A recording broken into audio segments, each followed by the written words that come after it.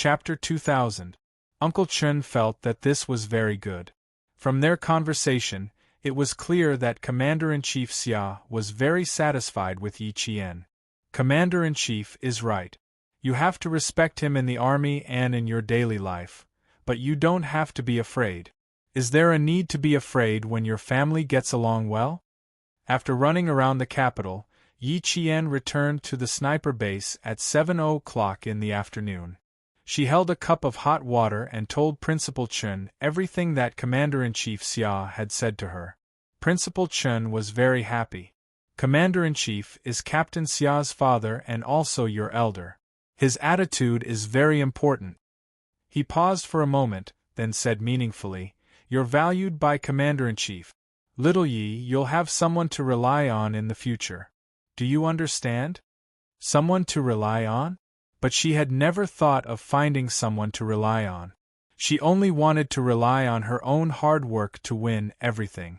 Yi Qian gently placed the cup on the table. There was a hint of doubt in her eyes. "Uncle Chen, are you saying that my mother's situation was actually all because of Commander-in-Chief Xia? Is that right?" "You can understand it that way." After having a heart-to-heart talk with Yi Qian last night, he found out that she still wanted to hide her situation from Captain Xia. She thought that it was her own problem and did not want to trouble Captain Xia. Principal Chen knew that he had to teach Yi Qian another side of her that no one knew, but everyone knew about. Yi Qian, who had heard Principal Chen say something like this for the first time, couldn't help but sit up straight. "Uncle Chen, don't tell me that my hard work today can't even compare to a relationship? A backer?" There was a hint of anger in her calm tone. Why was she angry? Because she had lost too badly in her previous life. But she admitted it. Who asked her to be so useless? What if she lived a cowardly life? In this life, she had worked so hard with her life on the line. Did she still need a backer? In order to reach Uncle Chen's level of sniping, she carried more than 5 kilograms of weight on her hands. Even if she was so tired that she could not lift her arms, she would still grit her teeth and continue training the next day, just to be able to hold the sniper rifle steadily at any time and in any environment. In order to be able to figure out the model of the gun with her eyes closed and find the parts that truly belonged to this gun from a pile of parts, she could stay up all night just to reach Grandpa Jen's standard. In order to be able to react quickly, she listened to the bullets as they flew past her. She tried to find a way to survive the bullet's trajectory and avoid being hit by the bullet. In order to reach the peak of overall fitness, regardless of wind or rain, he never missed a day of training. He never raised his hand and said that he wanted to rest because he was tired. In order to become a qualified Special Warfare Special Forces soldier, she advanced and retreated together with the male soldiers. She could do what the male soldiers could do. Even if the male soldiers couldn't do it, she would still grit her teeth and complete it. Uncle Jen and Principal Chen had taught her that it was better to rely on herself than to rely on anyone else. She had been through a lot in her previous life, so she believed in their words and tried her best to only rely on herself. She did not want to rely on anyone. But now, Uncle Chen still told her how important it was to have a backer. Was it really that important? Faced with her doubts, Principal Chen was very certain. He also told Yi Qian in a realistic manner, "That's right, little Yi. In the future, you will have Commander-in-Chief Xia as your backer. Your future will be much smoother. I'm not saying that you don't have to do anything in the future. I'm just telling you that with Commander-in-Chief as your backer, some people will be afraid of you and won't make things difficult for you. But Uncle Chen only thinks that your future will be smoother. He doesn't think that you don't have to work hard anymore and completely rely on family Xia." Hearing this, Yi Qian suppressed the anger in her heart. Uncle Chen would not say such things to her for no reason. He must have his reasons. She had to listen carefully. Chapter 2001. She had to listen attentively. Otherwise, she would think that all her efforts were in vain. It would be easier to find a strong backer. Principal Chern saw that Yi Qian was unworthy, but he quickly controlled his anger and nodded in satisfaction. As a soldier, emotional fluctuations were the most taboo. After training for so long, if he got angry over a small matter, he would be severely punished. I know why you are angry. You are angry because you don't understand why you work so hard, but it's not as good as having a reliable backer. What I want to tell you is that the reason Commander-in-Chief Xia values you and hopes that you and Captain Xia can become husband and wife is because he first saw your ability and your potential. Uncle Chen is telling you the truth. You don't have ability, potential, or a certain level of charisma. First of all, Major Xia will not be attracted to you. What kind of person is Captain Xia? His family has power and influence, and he is outstanding and capable. He is worthy of being a young talent. Why would someone like him like a girl who came from the mountains? Why does Commander-in-Chief Xia value you? Uncle Chen said just now, it is also because of your ability and potential. Why are you angry? And why are you angry? Girl, don't deny your hard work. You should think of it this way. It is because of your hard work that you are where you are today. It is because of Captain Xia that you have such an outstanding boyfriend, and it is because of Commander-in-Chief Xia that you have such an amiable elder. If you are a useless person with a smart brain but no clear goal, Uncle Chen is telling you, you will never be able to get the attention of Captain Xia, let alone Commander-in-Chief Xia. If you don't work hard enough and don't have the ability to be appreciated and praised, how can you get the attention of others? Principal Chen said with a very serious expression. He clearly told Yi Qian that there was no need for her to be angry. The reason why she found Commander-in-Chief Xia as her backer was not because of anything else, but because she worked hard enough and was outstanding enough. Yi Qian, who was listening intently, gradually understood. Just like today, when she walked out of the military commission building, she couldn't quite believe that the military commission had such a good attitude towards her. It didn't seem like they had come to the capital to investigate, but more like they wanted to chat with her. He also understood that Commander-in-Chief Xia was the reason why the Military Discipline Committee treated him so kindly. She had always wanted to rely on herself to find the truth, but the closer she got to the truth, the more she realized how realistic Uncle Zhen's words were. Without enough foundation, how could they enter Captain Xia's world? How could he gain the favor of Commander-in-Chief Xia? How could he shake a tree with deep roots and lush leaves? She was glad that she had the chance to be reborn. She was glad that she had listened to Uncle Zhen and Uncle Chen's arrangement and put her hatred aside. She would only talk about revenge after she had gained a foothold. She was even more glad that she had met Uncle Zhen, Uncle Chen, Lu Tuan, Political Commissar Yen. They had allowed her to not be blinded by hatred, and she had not been blinded by her past life. I understand what you mean. You are telling me that with Commander-in-Chief Xia as my backer in the future, I shouldn't relax because of this. Instead, I should work harder. That way, I won't let them down. The clear-minded Yi Qian didn't give Principal Chen a headache. He quickly understood his painstaking effort. Yi Qian gazed at the elder who cared about and cherished him. He said softly, I won't embarrass the Commander-in-Chief. Chapter 2002. How could she disgrace the Commander-in-Chief? How could she disappoint the Commander-in-Chief? How could she disappoint her loved ones who cared about her? She lived for herself, but she also had to live for the people who cared about her and loved her. Living in this world, wasn't it all about fighting for one's dignity? She had lost so badly in her previous life, so she had to fight for her dignity in this life.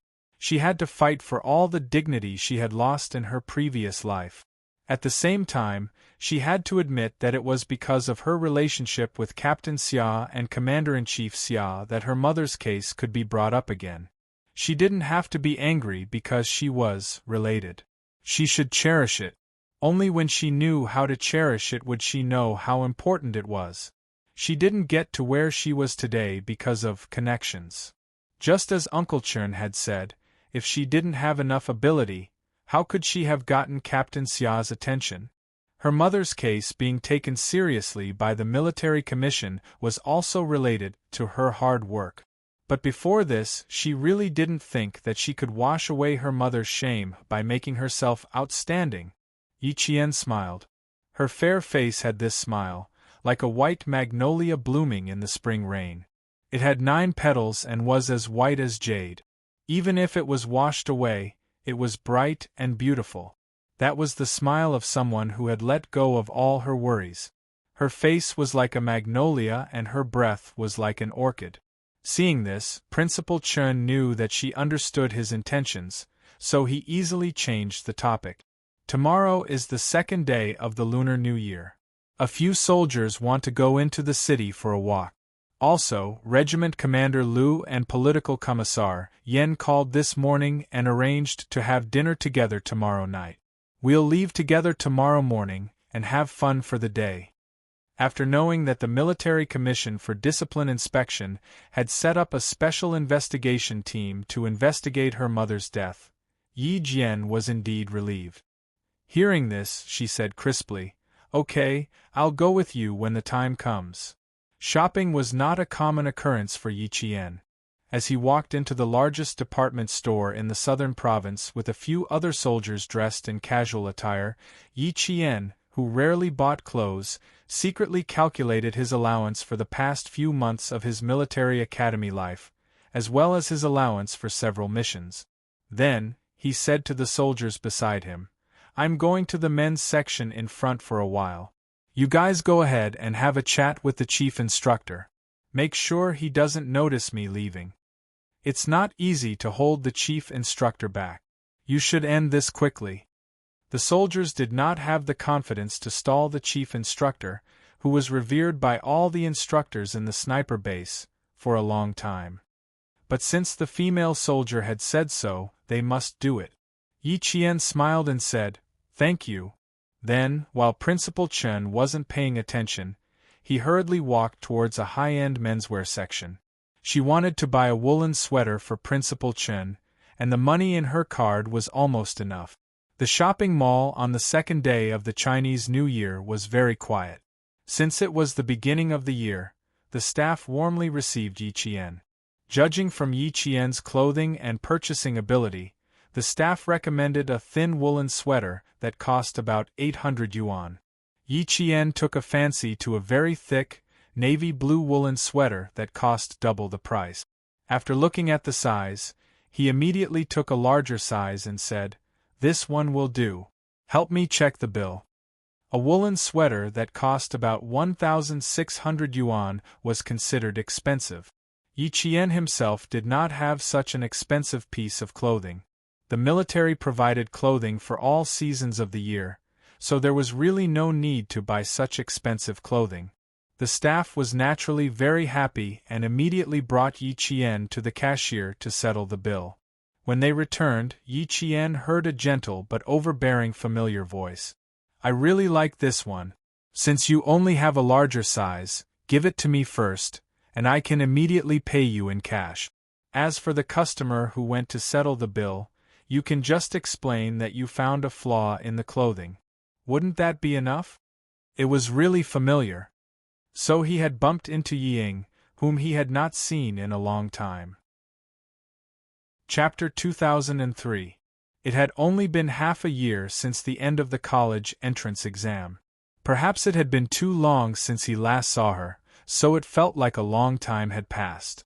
Yi Qian didn't want to make things difficult for himself during the new year, so he said to the attendant who accompanied him, "Can you help me take out the clothes?" "Thank you." The attendant heard the commotion inside and said awkwardly, Okay. I'll take it out right away." The attendant inside probably hadn't met such an unreasonable customer before.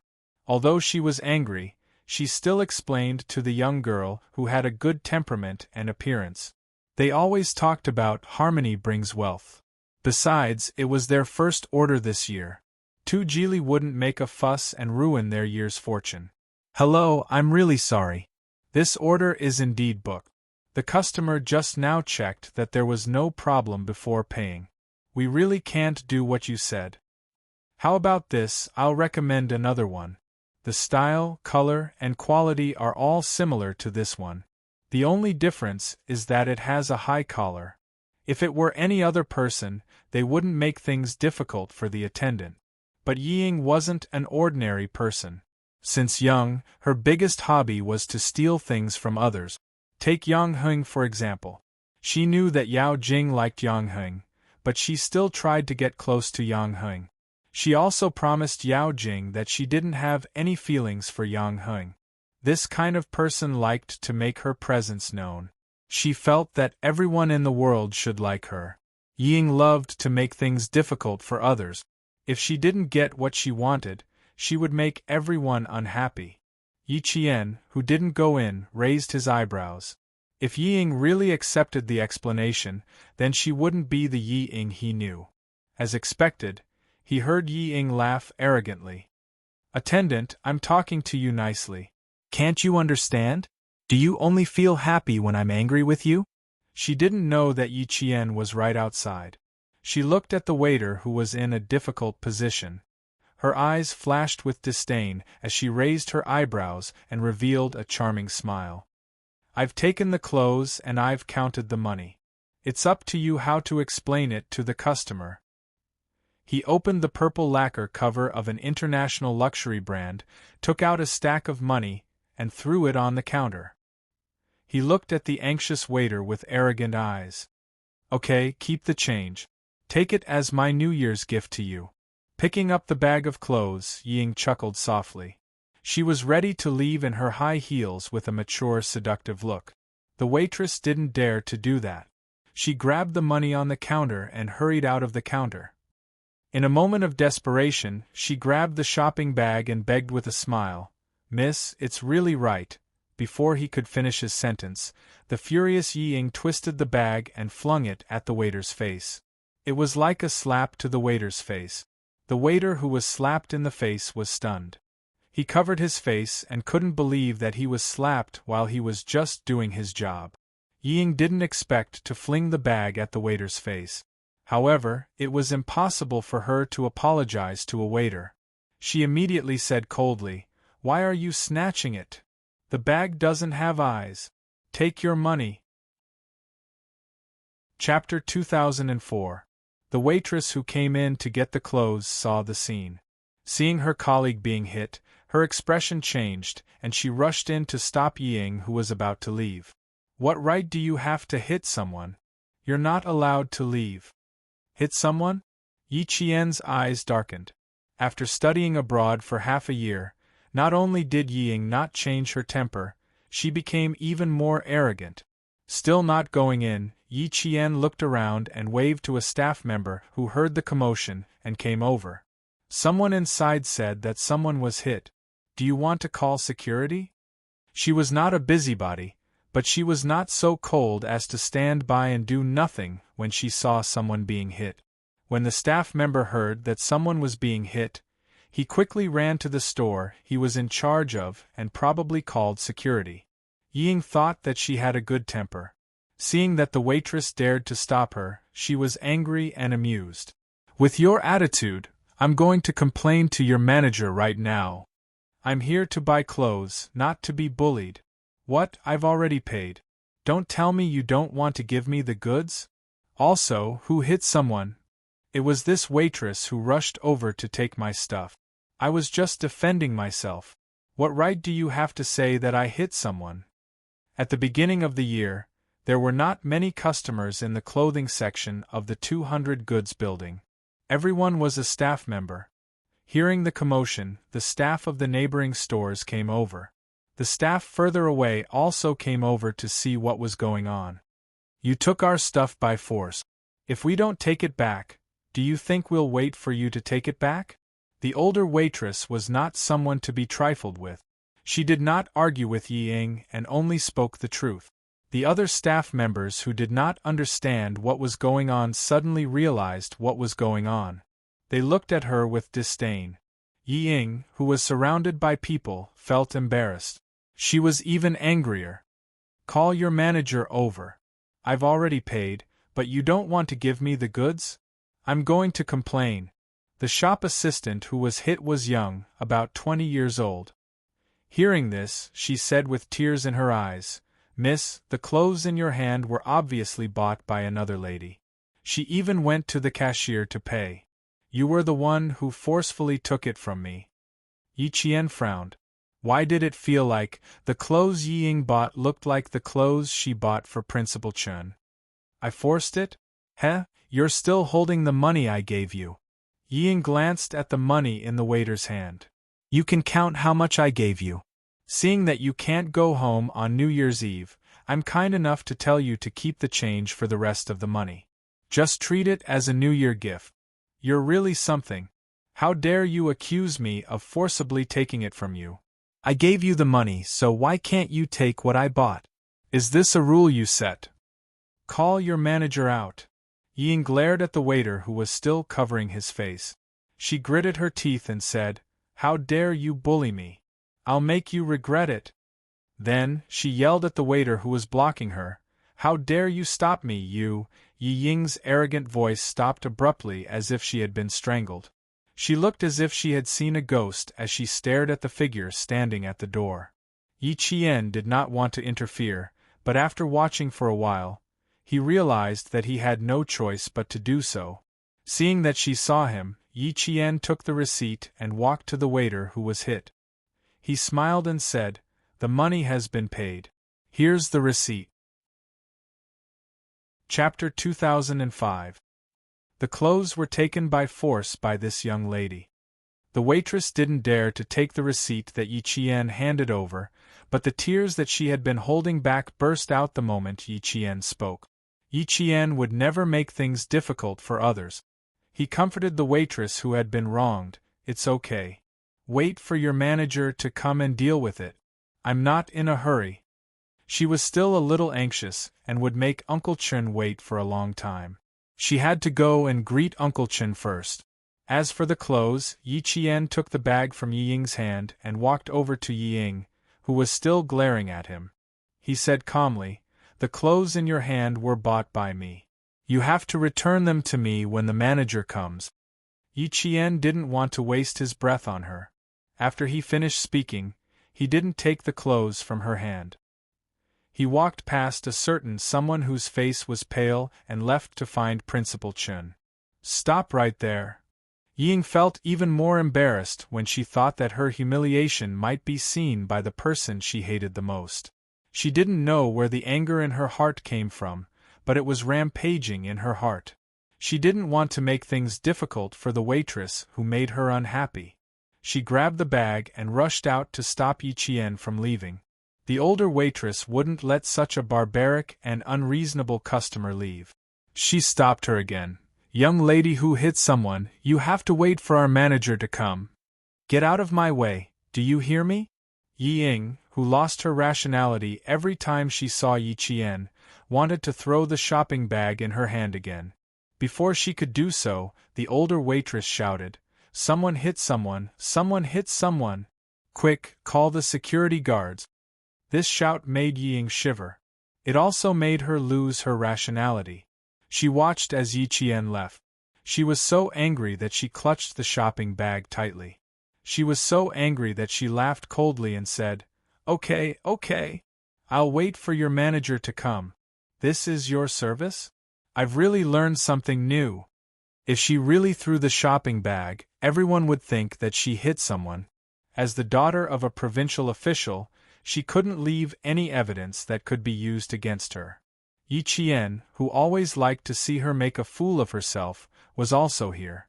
She couldn't let her make a fool of herself.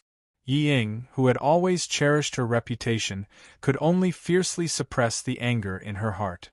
With a ruthless gaze, she bit her lower lip and looked at the departing figure, feeling vexed.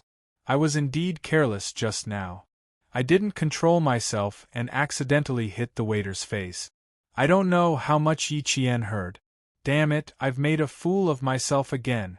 Yi Zhifan had just parked the car when Sun Dongqing, who was about to get out of the car, received a call from her daughter. She said that she had been invited to the manager's office because she had bought a dress and paid for it, but the staff refused to let her leave. Hearing her daughter's voice, Sun Dongqing was furious. "Don't be afraid, Yingying. Mom is coming up now. He must have eaten a bear's heart and leopard's guts to bully you." Yi Jifan heard the gist of it. Based on his understanding of his daughter, he knew that things weren't that simple. However, he was indeed afraid that his daughter would be taken advantage of. With his daughter's temper, she definitely wouldn't cooperate. The mall's security guards didn't hold back.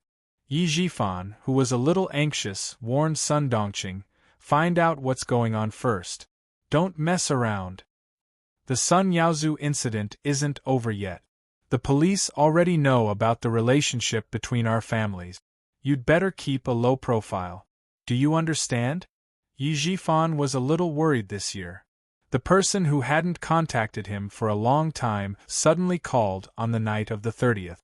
The first thing he said was he behind the Sun Yaozu incident? Yi Jifan, who was driving to the airport to pick up his daughter, was so shocked that he slammed on the brakes.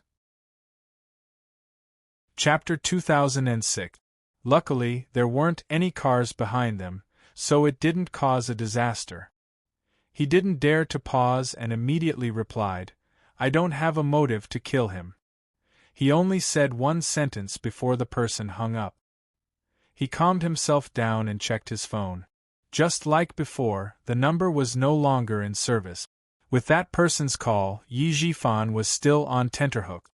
He was afraid that someone would tamper with his phone and put him on the list of suspects for Sun Yaozu's murder, causing that person to misunderstand.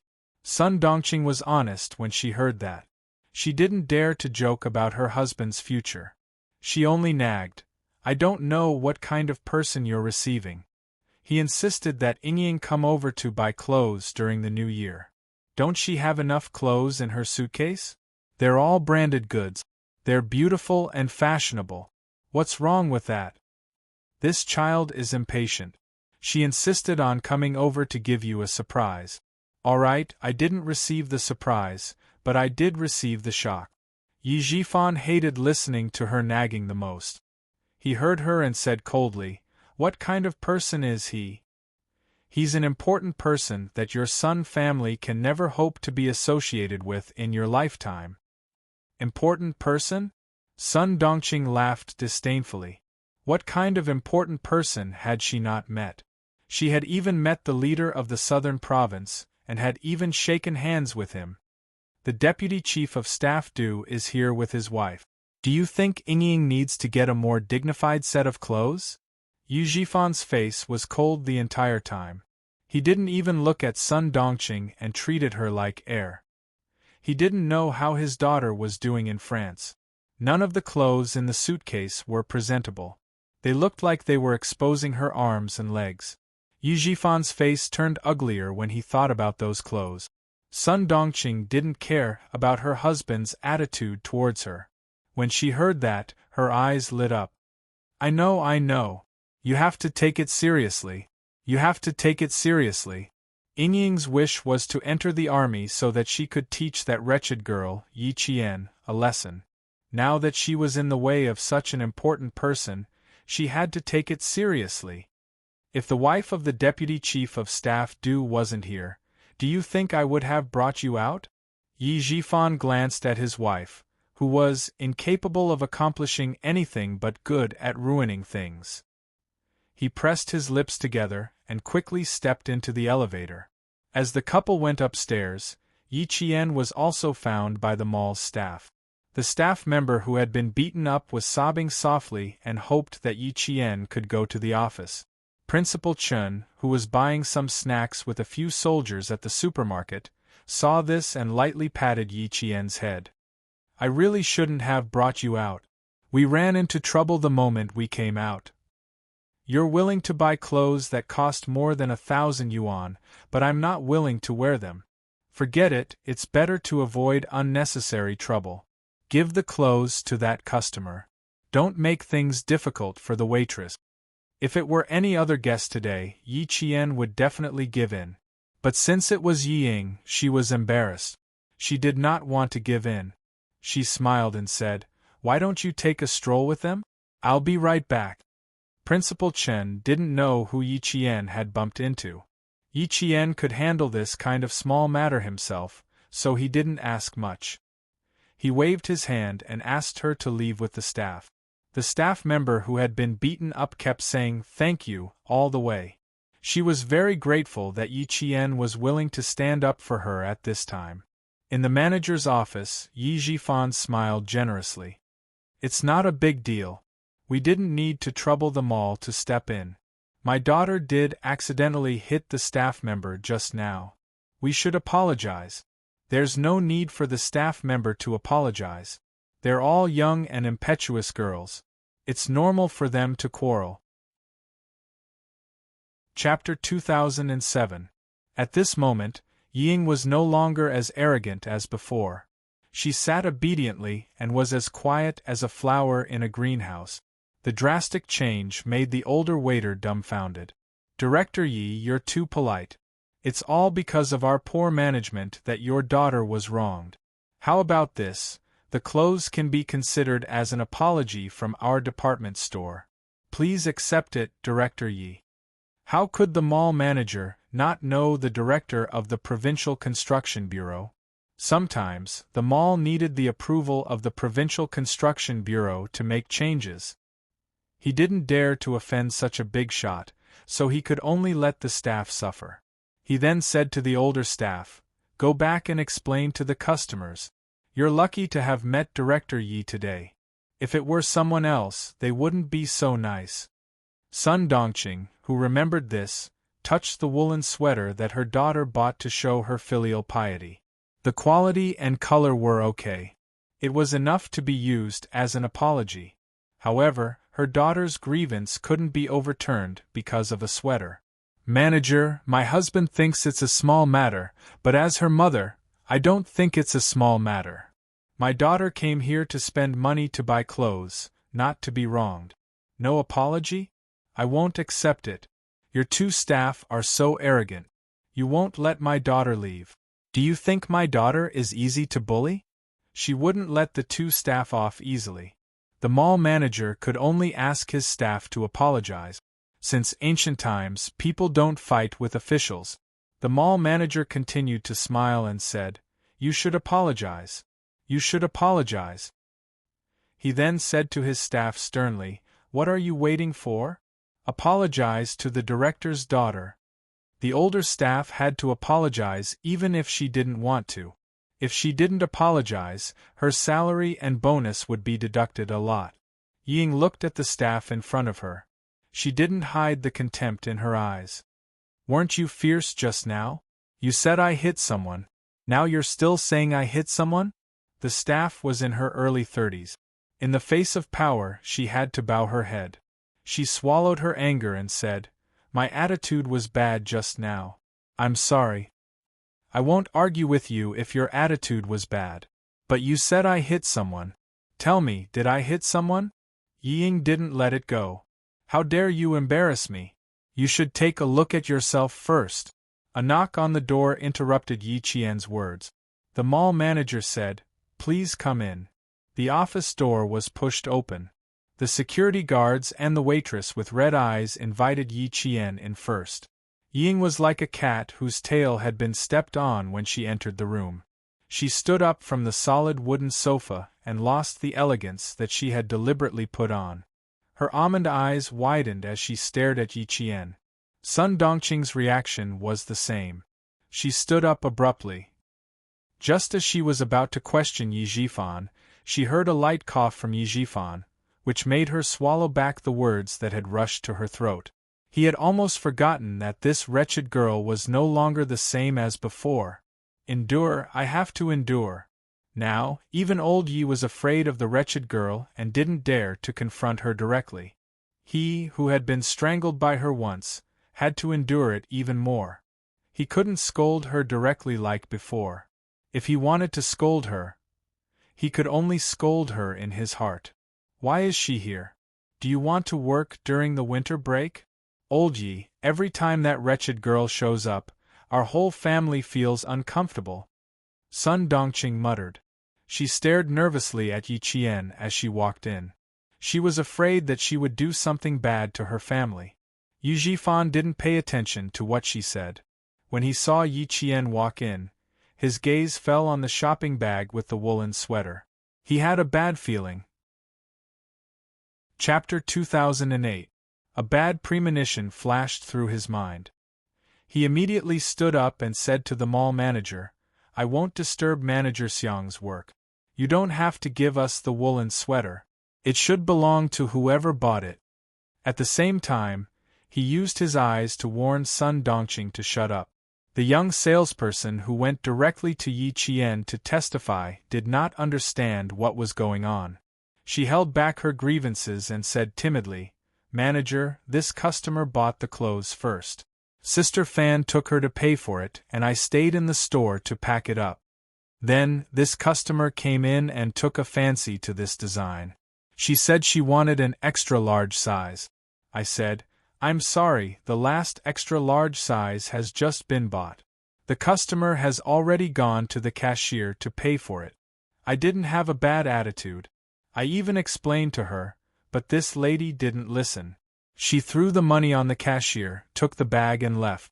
I didn't dare to let her go. In a moment of desperation, I grabbed the bag." She recounted the entire incident, including how Ying slapped her in the face with the bag. In the end, she looked at Yi Qian and said softly, "This customer can testify. Manager, I really didn't do anything else." Sun Dongqing, whose expression had changed, suddenly exploded. She had said bad things about Yi Ying in front of Yi Qian. She had to endure it again and again. Now, she wanted Yi Qian to testify? Was she trying to trample her daughter to death? She did not dare to make a scene in front of Yi Qian. She rushed out and shouted at the young salesperson, "You're so young and your mouth is full of shit. You'll spit on whoever you catch. Tell me, who told you to do it? If you don't give me an explanation, don't even think about leaving today." Although she did not dare to make a scene in front of Yi Qian, her words were directed at Yi Qian. She was the wife of a provincial official. Her words were so vulgar that the manager, who had been apologizing, could not help but frown. Yi Qian did not want to talk to her, knowing that she was directed at him. The Yi family was just a grasshopper after autumn. They would not be able to jump around for long. She simply said to the manager, "I need to take the clothes I bought. May I ask, where are my clothes?" Sorry, she was petty. If Ying wanted to snatch it from her, she would give in to anyone but Ying. Hearing that Yi Qian was going to take the clothes away, Ying couldn't take it anymore. "I've already paid for the clothes. Do you dare to take them?" If she wasn't satisfied, then that bastard Yi Qian wouldn't be satisfied either. Ying did not kick up a fuss. She stood beside her mother and said coldly, "I've already paid the waiter. I've also paid the waiter. Yi Qian, do you dare?" "Why wouldn't I dare to take what I bought?" Yi Qian sneered and looked at the other party as if he was looking at an idiot. He placed the shopping bag beside him and calmly walked past the mother and daughter who were at daggers drawn. He opened the bag naturally and took out the clothes for a look. "Yes, this is it." She nodded slightly to the manager and left with the clothes. When Ying saw that Ying did not take her seriously, a nameless fire burned in her heart. "Yi Qian, if you dare to walk out of here, I'll teach you a lesson." The loud shout startled the manager of the shopping mall and the two waiters. They looked back and forth and didn't say anything. They all had the surname Yi and were acquaintances with Yi Qian's arrival. The fuse was no longer on the waiters. Instead, it was on Yi Qian. In the face of Yi Ying's anger, Yi Qian only responded to her with a look of disdain. He did not even want to say a single word to her. "Look good?" She had said the same thing countless times, but what could he do? Chapter 2009. That was all. He didn't dare to do what he said. He didn't even have the courage to face it. He only knew how to talk. The more he talked, the more people looked down on him. Yi Qian's expression successfully angered Sun Dongqing. She couldn't stand her daughter being bullied. In her eyes, her precious daughter was being bullied by Yi Qian. She had completely forgotten Yi Jifan's warning. She looked at Yi Qian walking past her. Her round but mean face showed a sharp ruthlessness. When Yi Qian reached the door, she seemed to have a plan. Her eyes flashed with viciousness. Before the door closed, she gritted her teeth and said gloomily, "Ying, we should go too." She didn't respect their family at all. It was too infuriating. If she didn't teach her a lesson, she wouldn't be able to swallow the anger in her heart. Ying seemed to understand her mother's intention. She quickly said, "I still want to buy some clothes. Mom, let's go to the women's section." She grabbed Sun Dongqing's arm and hurriedly left. She didn't even dare to look back at Yi Jifan. After the mother and daughter left, Yi Jifan said to the manager, "Sorry for the disturbance. I hope this incident didn't affect the shopping mall. I also hope you don't have to punish the 2 employees. It's not easy. Let's both take a step back. Once we leave this door, forget about this incident and pretend it never happened." There was a hint of warning in his words. The manager nodded as he walked them out.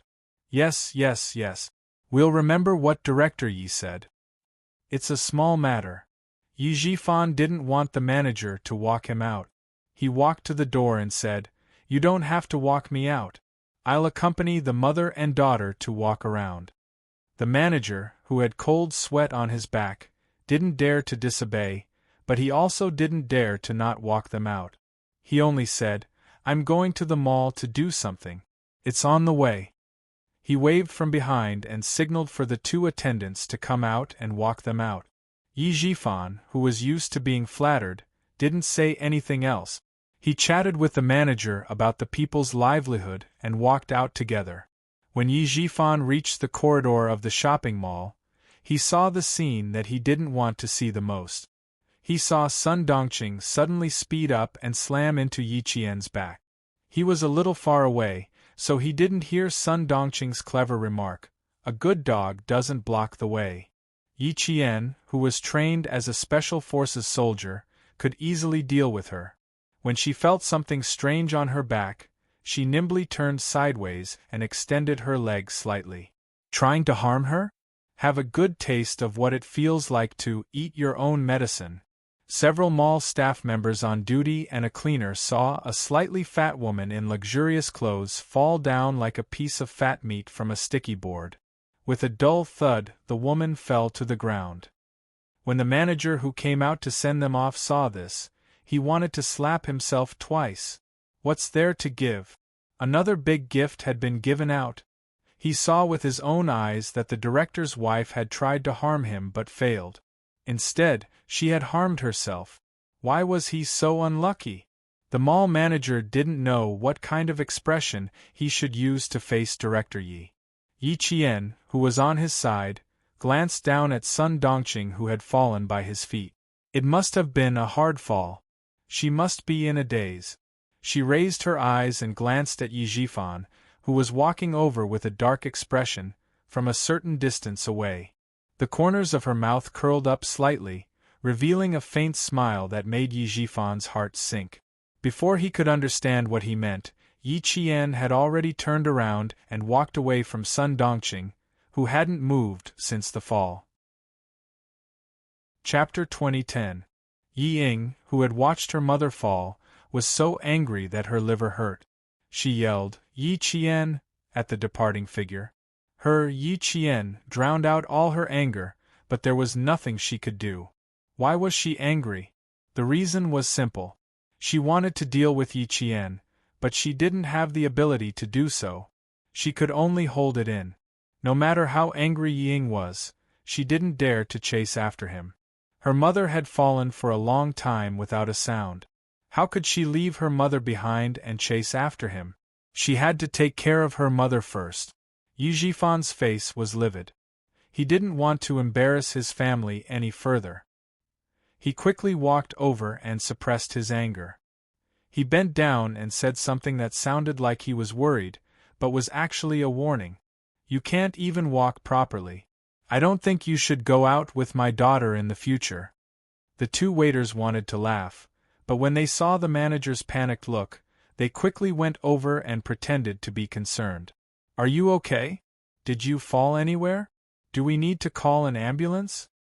No, she's probably just scared." "Call an ambulance? Did they think the situation wasn't serious enough?" Yi Jifan directly refused and said to Yi Ying, "Go get a cup of hot water. It's quite scary to fall so suddenly." Sun Dongqing was indeed a little dazed from the fall. She wanted to get up and rush out to cause trouble for Yi Qian, but she was shocked by Yi Jifan's words. Someone once told her that if a man was willing to take you out to socialize, it meant that he still treated you as his wife.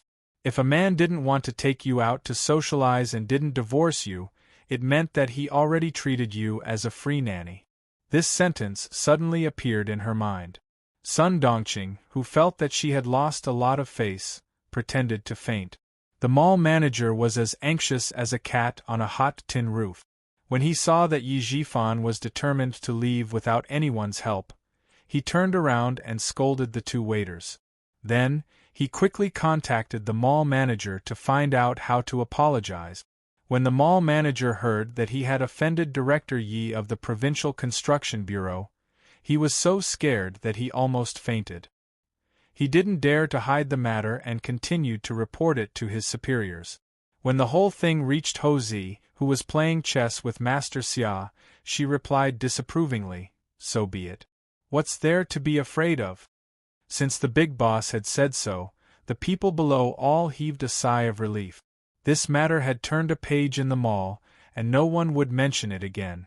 On the other hand, Yi Jifan went home and threw a tantrum for a long time.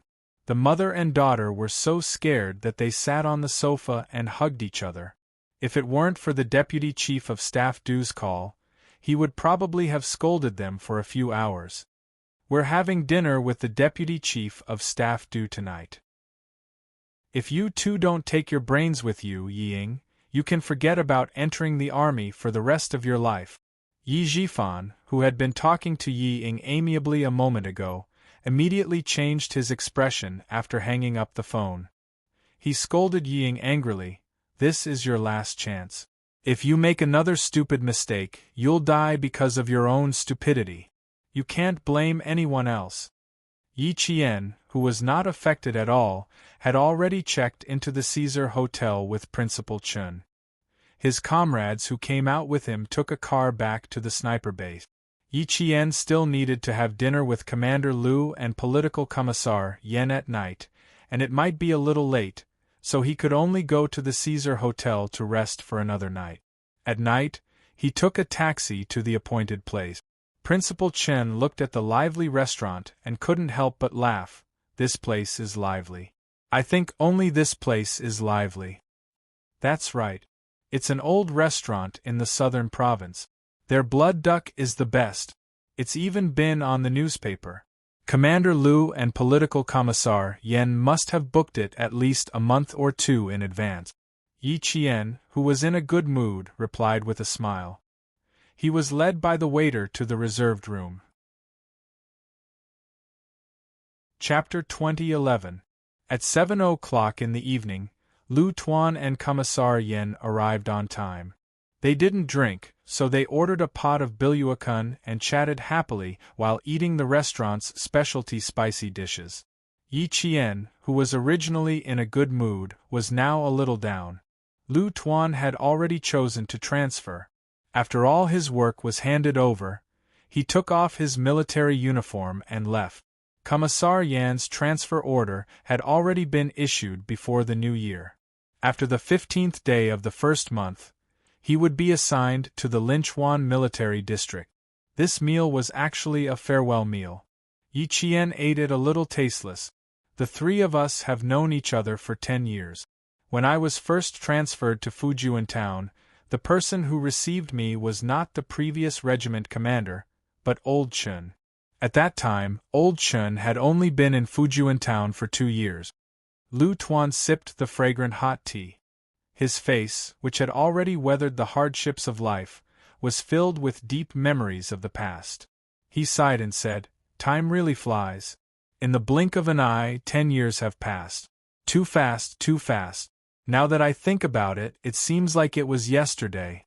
Old Chen, you were wearing a set of old Chinese clothes and holding 2 textbooks in your hands. Your hair was still covered in dust when you hurriedly appeared in front of me. You immediately apologized and said that you forgot the time in class. At that time, I was extremely puzzled.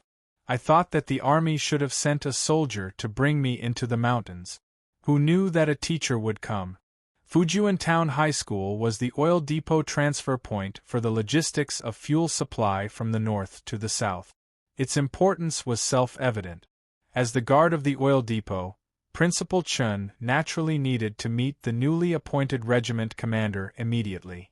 At that time, a teacher had something to do and asked for leave. He took over the class. When he arrived, Regiment Commander Liu had already arrived. Recalling the past, Principal Chen sighed and said, "Yes, not long after I picked you up, Old Yen also arrived. I still remember that the 2 of you always had different opinions on how to manage the army. As a teacher, I had to run into the mountains every few days to adjust. After about half a year, the 2 of you should take a break." And Uncle Jen, he also often advised the 2 of you. There was a time when he got angry. At that time, Uncle happened to be teaching the new recruits how to use guns.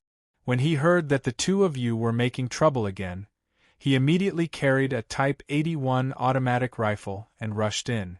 He put the gun on the table and said angrily, "Do you 2 have to make trouble until one of you has to be killed? All right, I'll grant you your wish. Rock, paper, scissors, we'll decide the winner in 1 round." The past was still vivid in his mind, but Uncle Jen, who had taught them a lesson, had already passed away. Lu Tuan, who came from the Lus Plateau and had a body of iron and steel, wiped the tears from the corners of his eyes. He sighed heavily, and there was a deep sense of melancholy. He forced a smile on his face and continued Principal Chen's words. "Later, I told Old Yen that a first-class soldier, Zhang Chongwei, was indeed different from normal people. He even played rock, scissors, and paper, treating us like 3-year-old. Old Yen replied coldly, "In his eyes, aren't you and I just 3-year-old children?" I was happy when I heard that. After that, I never argued with Old Yen again. Even if there was a dispute, it would be silently resolved behind the back of the cadre. I'm a northerner.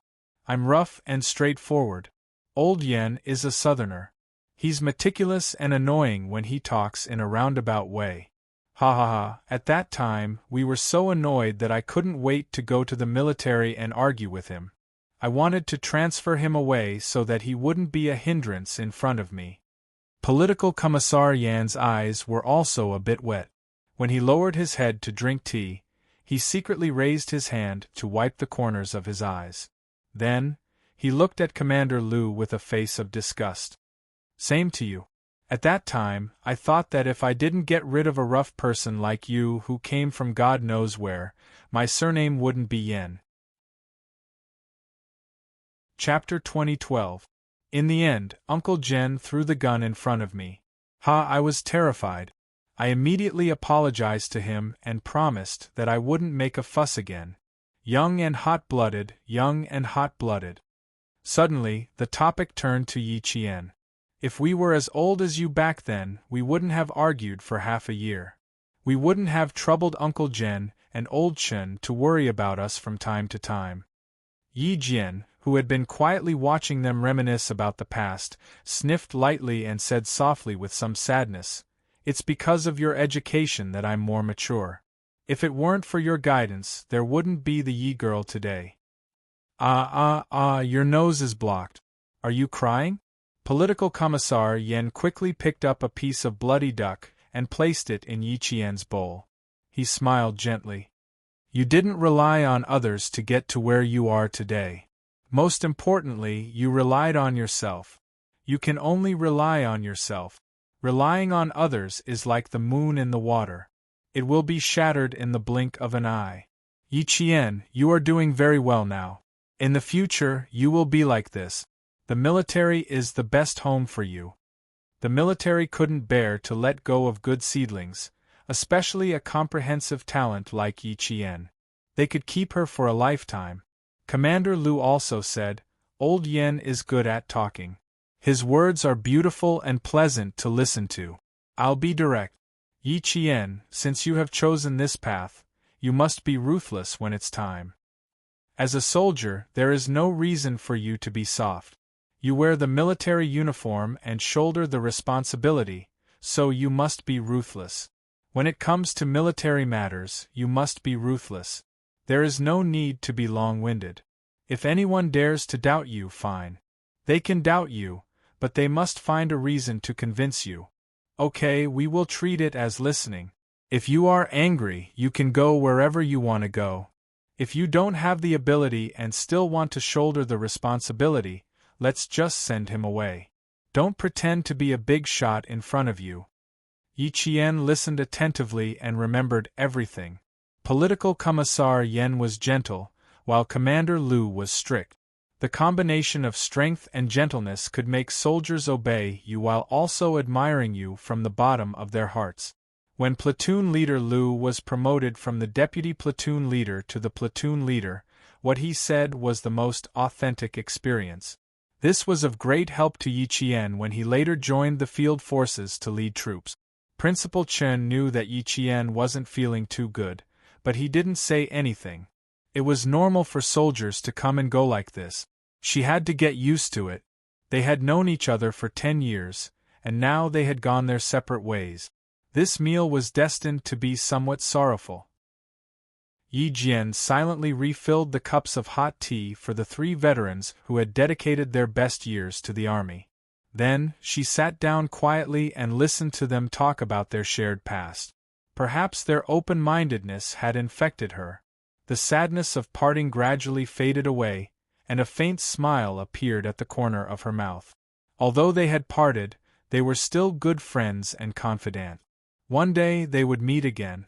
"Tomorrow night, I still need to accompany the leader who came today to inspect the motor vehicle training base. Tonight we will be dismissed." When it was 9 o'clock, Political Commissar Yen saw that it was getting late. He picked up Yi Qian's cup of hot tea and stood up. He said to Principal Chen, "Old Chen, I won't say goodbye to you on the day I leave. This cup of tea is a toast to you for supporting my work for the past 10 years. Old Chen, I also toast to you for not being scared away by my temper." Commander Lu laughed heartily as he picked up his cup and stood up. He then said to Yi Qian, "Little girl, Commander Lu also toasts to you for your bright future and your meteoric rise." Chapter 2013. After drinking this cup of tea, it was time to say goodbye. Yi Qian felt his hand trembling as he held the teacup. Come, drink, drink. Little Yi, I don't know when we will meet again after this. I also respect your bright future and your meteoric rise." Using tea as a substitute for wine, Political Commissar Yen was the first to drink. When he put down the teacup, his hand was also trembling slightly. He didn't know when they would meet again after this farewell. How could he not be sad? Seeing his old partner turn his head to wipe his tears again, Commander Lu patted his shoulder hard and joked, "Every time we send off the retired soldiers, you cry the most. You make me cry with you. Otherwise, I'm afraid I'll be scolded for being cold-blooded. You still have to meet the Deputy Chief of Staff due tomorrow. Take it easy. Don't go with your leader with red and swollen eyes tomorrow." At the mention of the Deputy Chief of Staff due, Commander Lu's face suddenly darkened. He asked Political Commissar Yen, "Old Yen, before you left, did you hear clearly who the Deputy Chief of Staff due was talking to? Who was he talking to?" Political Commissar Yen gulped down a mouthful of cold water to calm himself down. After thinking for a while, he said, "At that time, you were the closest to the Deputy Chief of Staff due. I was behind you, so I didn't hear clearly." On the other side, Yi Qian frowned slightly. Deputy Chief of Staff due? His surname was Due? There was only one Chief of Staff with the surname Due. Moreover, he and this person's daughter had a grudge that was neither too big nor too small. "Little Yi, I'm afraid that Yi Jifan hasn't given up on sending Yi Ying into the army. He might have formed a relationship with the Du family. Commander Lu, who had a serious expression, thought carefully again. He still believed that he didn't hear wrongly. It should be his wife who called. I heard the words old Yi Jifan. There's a high chance that it was Yi Jifan. It wasn't a high chance, it was a fact. Unexpectedly, the leader accompanying Captain Liu and Political Commissar Yan was the Deputy Chief of Staff Du Yiqian, had no intention of telling them that he already knew about Yi Jifan's relationship with the Du family. He smiled and said, "It's okay. Ying has wanted to join the army for a long time. If she can really join the army, it means that the Deputy Chief of Staff Du." There was no need for Yi Qian to finish his sentence. From Commander Liu and Political Commissar Yan's furrowed brows, they knew what he wanted to say. If that's the case, then we really need to stay away from them. Lu Tuan said in a low voice and immediately reminded Political Commissar Yan, "Old Yan, you have to be careful. Don't get involved in his schedule in the southern province or who he is meeting in the next few days. Don't leave any evidence behind in the future." As for Commander-in-Chief Xia, you can look for the brigade commander and tell him about this. Political Commissar Yan nodded with a sullen face. I'll keep an eye on it. It's really shameful that a person who has heart disease and framed his classmates can still enter the army. Remember it in your heart, but don't show it on your face. Lu Tuan was about to retire, so the matters in the army had nothing to do with him. However, he was still worried about his partner of 10 years. Stay away from them. Don't get too close in case you hear something you shouldn't. Everyone was about to leave, but the Deputy Chief of Staff Du sat down again and talked for more than 10 minutes before they left. Not only did Commander Liu know about the meeting between the Deputy Chief of Staff Du and Yi Jifan, but Xia Yiwei, who was far away in Beijing, also knew about it immediately. Okay, help me keep a close eye on them and remember what they say. I'll contact you when I come back. Xia Yiwei instructed in a low voice. Her mature and charming face was cold. She added, "Don't let them find out. Just remember what's important." Chapter 2014. On the other side, Yi Jifan and the Deputy Chief of Staff Du were chatting happily after 3 rounds of drinks and 5 dishes. The person who was talking to Xia Yiwei turned his head and looked at the private room behind him. He nodded gently and said, "Okay, don't worry, Secretary Xia. I'll contact you again if there's anything."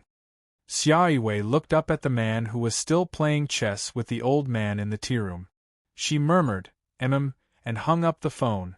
She didn't know what the old man was up to. He usually played chess to relieve boredom, and it was about once a week. This time, after the New Year's Eve dinner on New Year's Eve, the old man asked Ho Zi to play chess with him. It was the same on the first day of the new year, and it was the same on the second day of the new year. Except for the meal, the rest of the time was spent playing chess. What surprised her even more was that Ho Zi, a guy who was not stingy, actually had such good patience to play chess with the old man. The old man didn't speak while playing chess, and he wouldn't talk to him even if they fought for the whole morning. He could endure it. She let a man who wanted to find something to do in his spare time accompany the old man to play chess after dinner, eat after chess, and not talk after dinner. Xia Yiwei looked at the man sitting cross-legged again, and then looked at the old man with white hair. Forget it, she'd better talk with the old lady. Family Xia was a big family. The old man, Xia Yunkue, was born in a prominent family, and his ancestors were officials for generations. The old lady, Su Rong, was a famous daughter of a scholarly family in the capital. Although her ancestors were not as good as family Xia's, at that time, the Su family had a daughter and everyone wanted her. The old lady had a total of 4 sons and 1 daughter. Except for Xia Yiwei's father, old lady Su's second son, Xia Anbang, who died in the line of duty, the other 3 sons and 1 daughter were all promising. Every new year, the quiet old house of family Xia was the liveliest. The younger generation of the family rushed back to the old house to accompany the old man and the old lady to celebrate the new year. However, there were also those who couldn't come back, such as Xia Jinyuan and the others. Most of the younger generation of the family had joined the army and were scattered all over China. It was normal to not see them once a year. For people with family separation, it was normal for them not to see each other for a few years.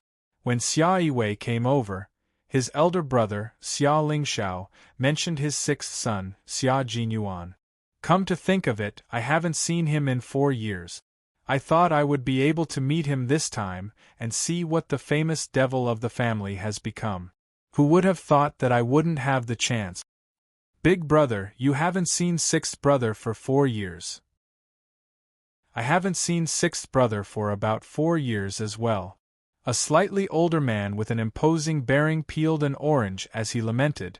Back then, sixth brother told me that he wanted to apply for the military academy. I was so shocked. Even the devils incarnate wanted to apply for the military academy?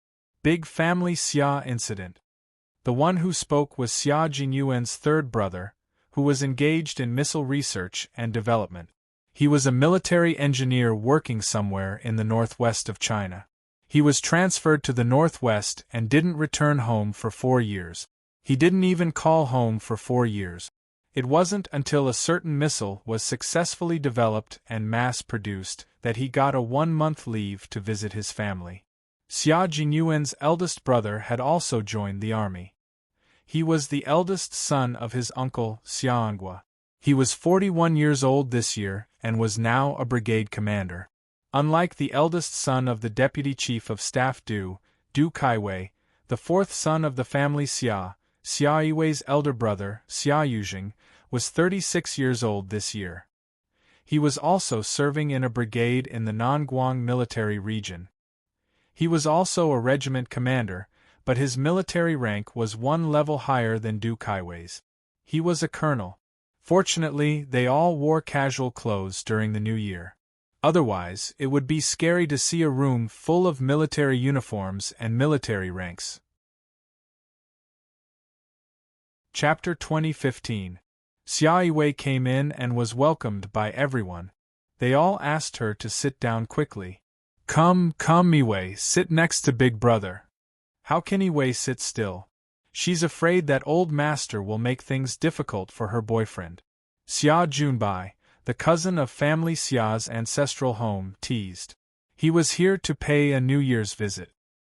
He was the vice-captain of a certain warship and was the only Navy member in the entire family Xia. Xia Yiwei was the only daughter of the Xia family, and she was not young anymore. Yet, she only brought home a boyfriend with a devilish aura this year. Old Mr. Xia was very worried and had to test him. I'm not afraid that old master will make things difficult for him. I'm just worried that he will make old master upset. It's the new year. I don't want him to make things difficult for the family. Xia Yiwei saw that old madam and Aunt Xia Sujuan were not around.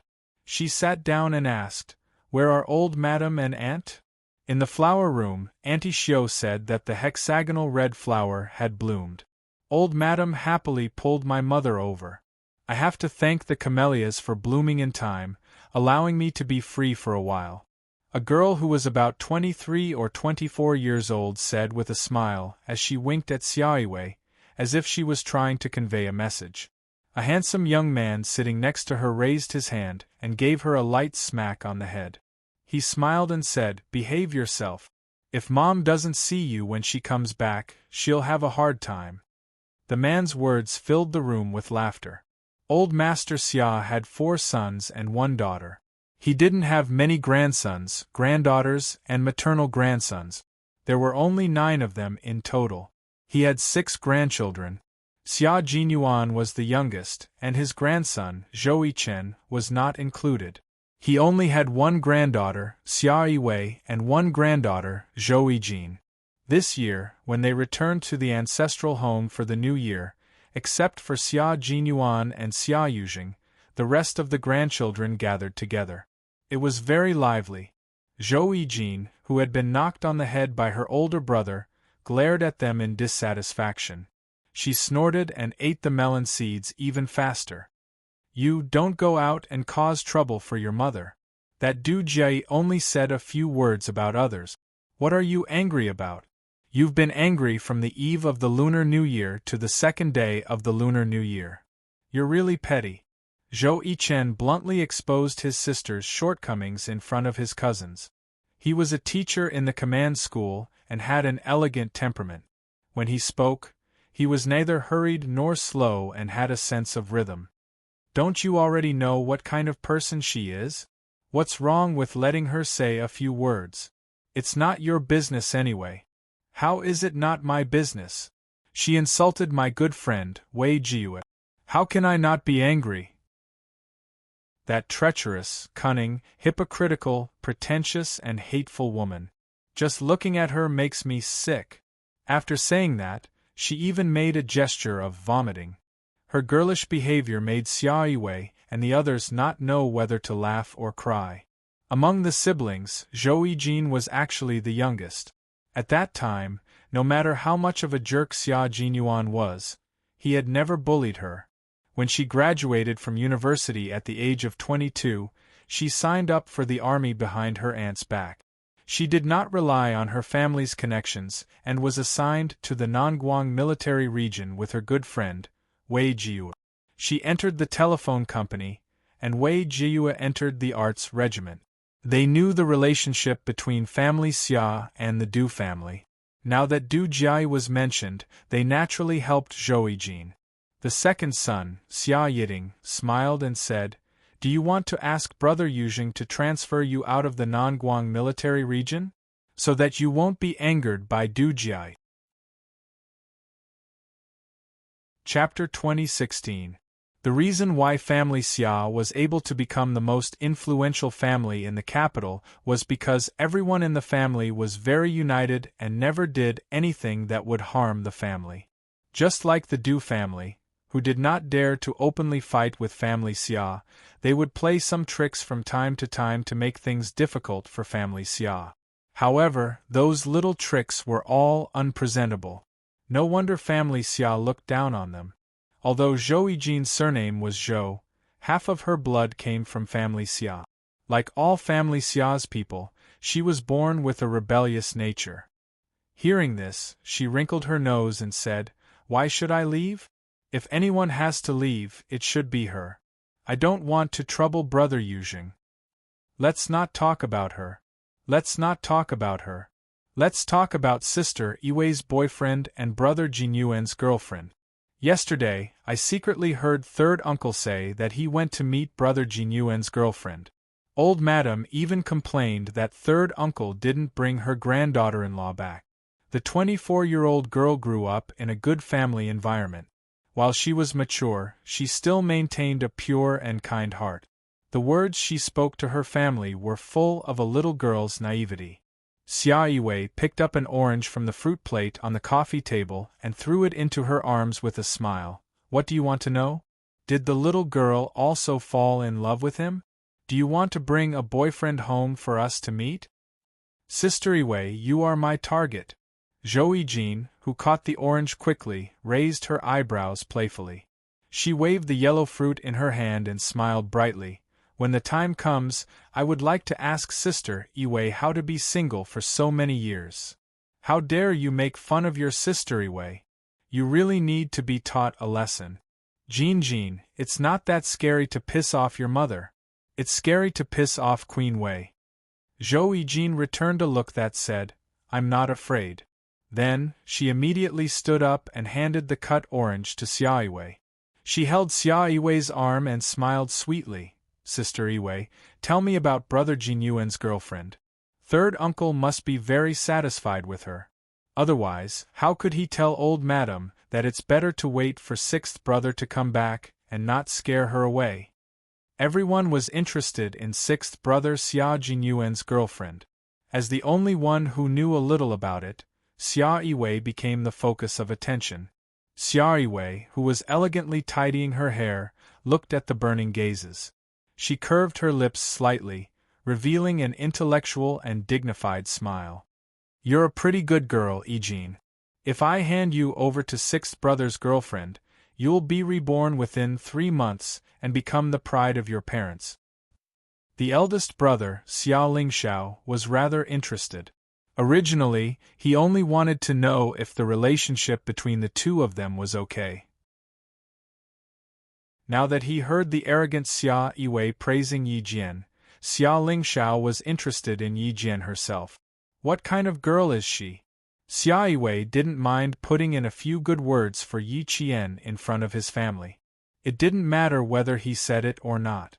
As long as they met Yi Qian, especially his brothers who were soldiers, they would definitely admire Yi Qian.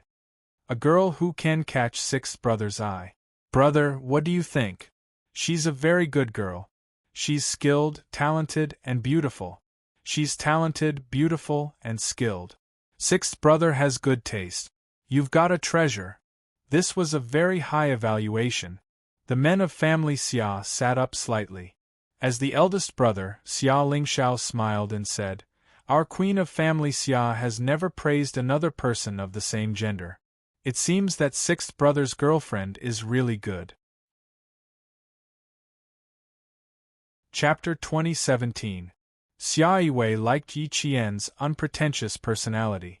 When asked by his family, he always gave her high praise. He nodded affirmatively and answered the most authoritative elder brother of his generation, Yes, she's not bad. You'll know when old Six brings her back. Zhou Yijin was shocked. No way, she's younger than me. And she's a military school student. If she's coming over, shouldn't I stay away from her? I'll find a way to catch you and make you learn from old Six's girlfriend, Zhou Yichen said with a smile. His elegant voice was filled with savagery. You'll be so ashamed that you'll wish you were human again. The conversation between the two siblings made everyone laugh. The servants in the old mansion heard their master's laughter and couldn't help but smile. When Yi Qian returned to the hotel, he was called over by Principal Chen for a talk. Seeing Principal Chen's serious expression, Yi Qian felt a little scared. Just now, Lu Tuan mentioned that Yi Zhifan has a relationship with the Deputy Chief of Staff Du Little Yi. You seem to have known about this for a long time. When did you find out? Principal Chen asked as he sat on the sofa.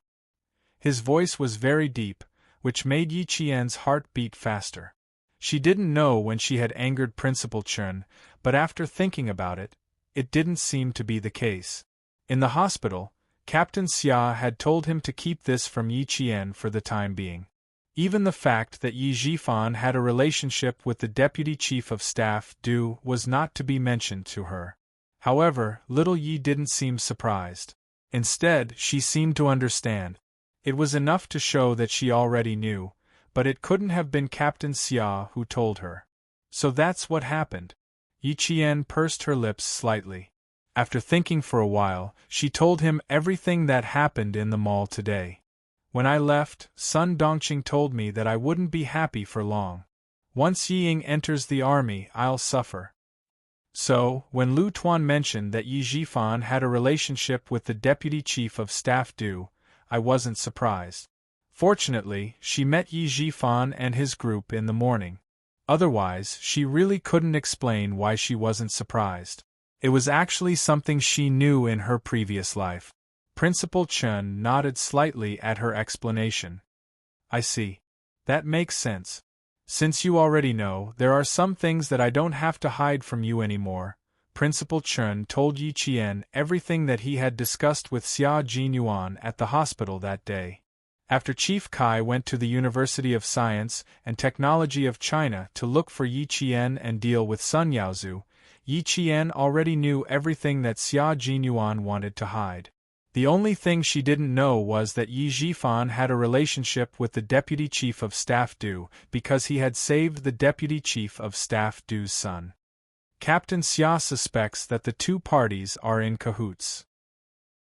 The first is to deal with you, and the second is to deal with the Xia family. He was afraid that you would think too much, so he only mentioned it to me. I'll tell you when I find out the truth. There's no need for that now. You already know what we want to hide from you for the time being. The military commission is also involved. I'm not worried that you'll do something wrong because of your mother.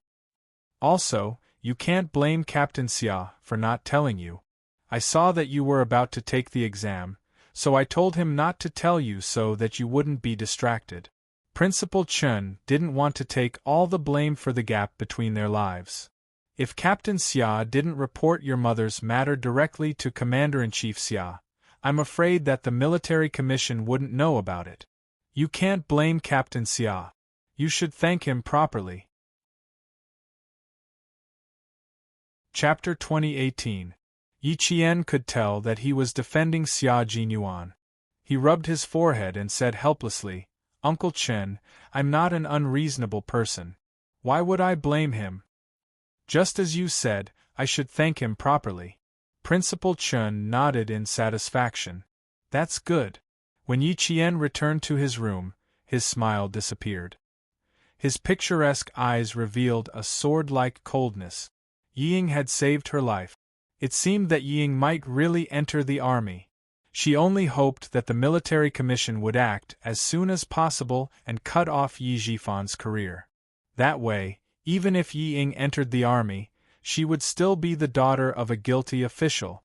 Although she didn't want to see Ying enter the army, the Du family and family Xia had different political views. If the deputy chief of staff Du really sent Ying, who had a heart condition and a tainted record, to the army, wouldn't that be a weakness? She needed to inform Captain Xia. If Captain Xia didn't return by then, she could directly inform the commander-in-chief. At this time, Yi Jifan, who was feeling proud of his success, didn't know that he was being targeted. He was happy that he made friends with the deputy chief of staff Du's family. He was even happier when he saw the deputy chief of staff Du's wife holding his daughter Yi Ying's hand from time to time. Director Yi is so lucky to have such a beautiful and obedient daughter. The deputy chief of staff Du had always respected his wife.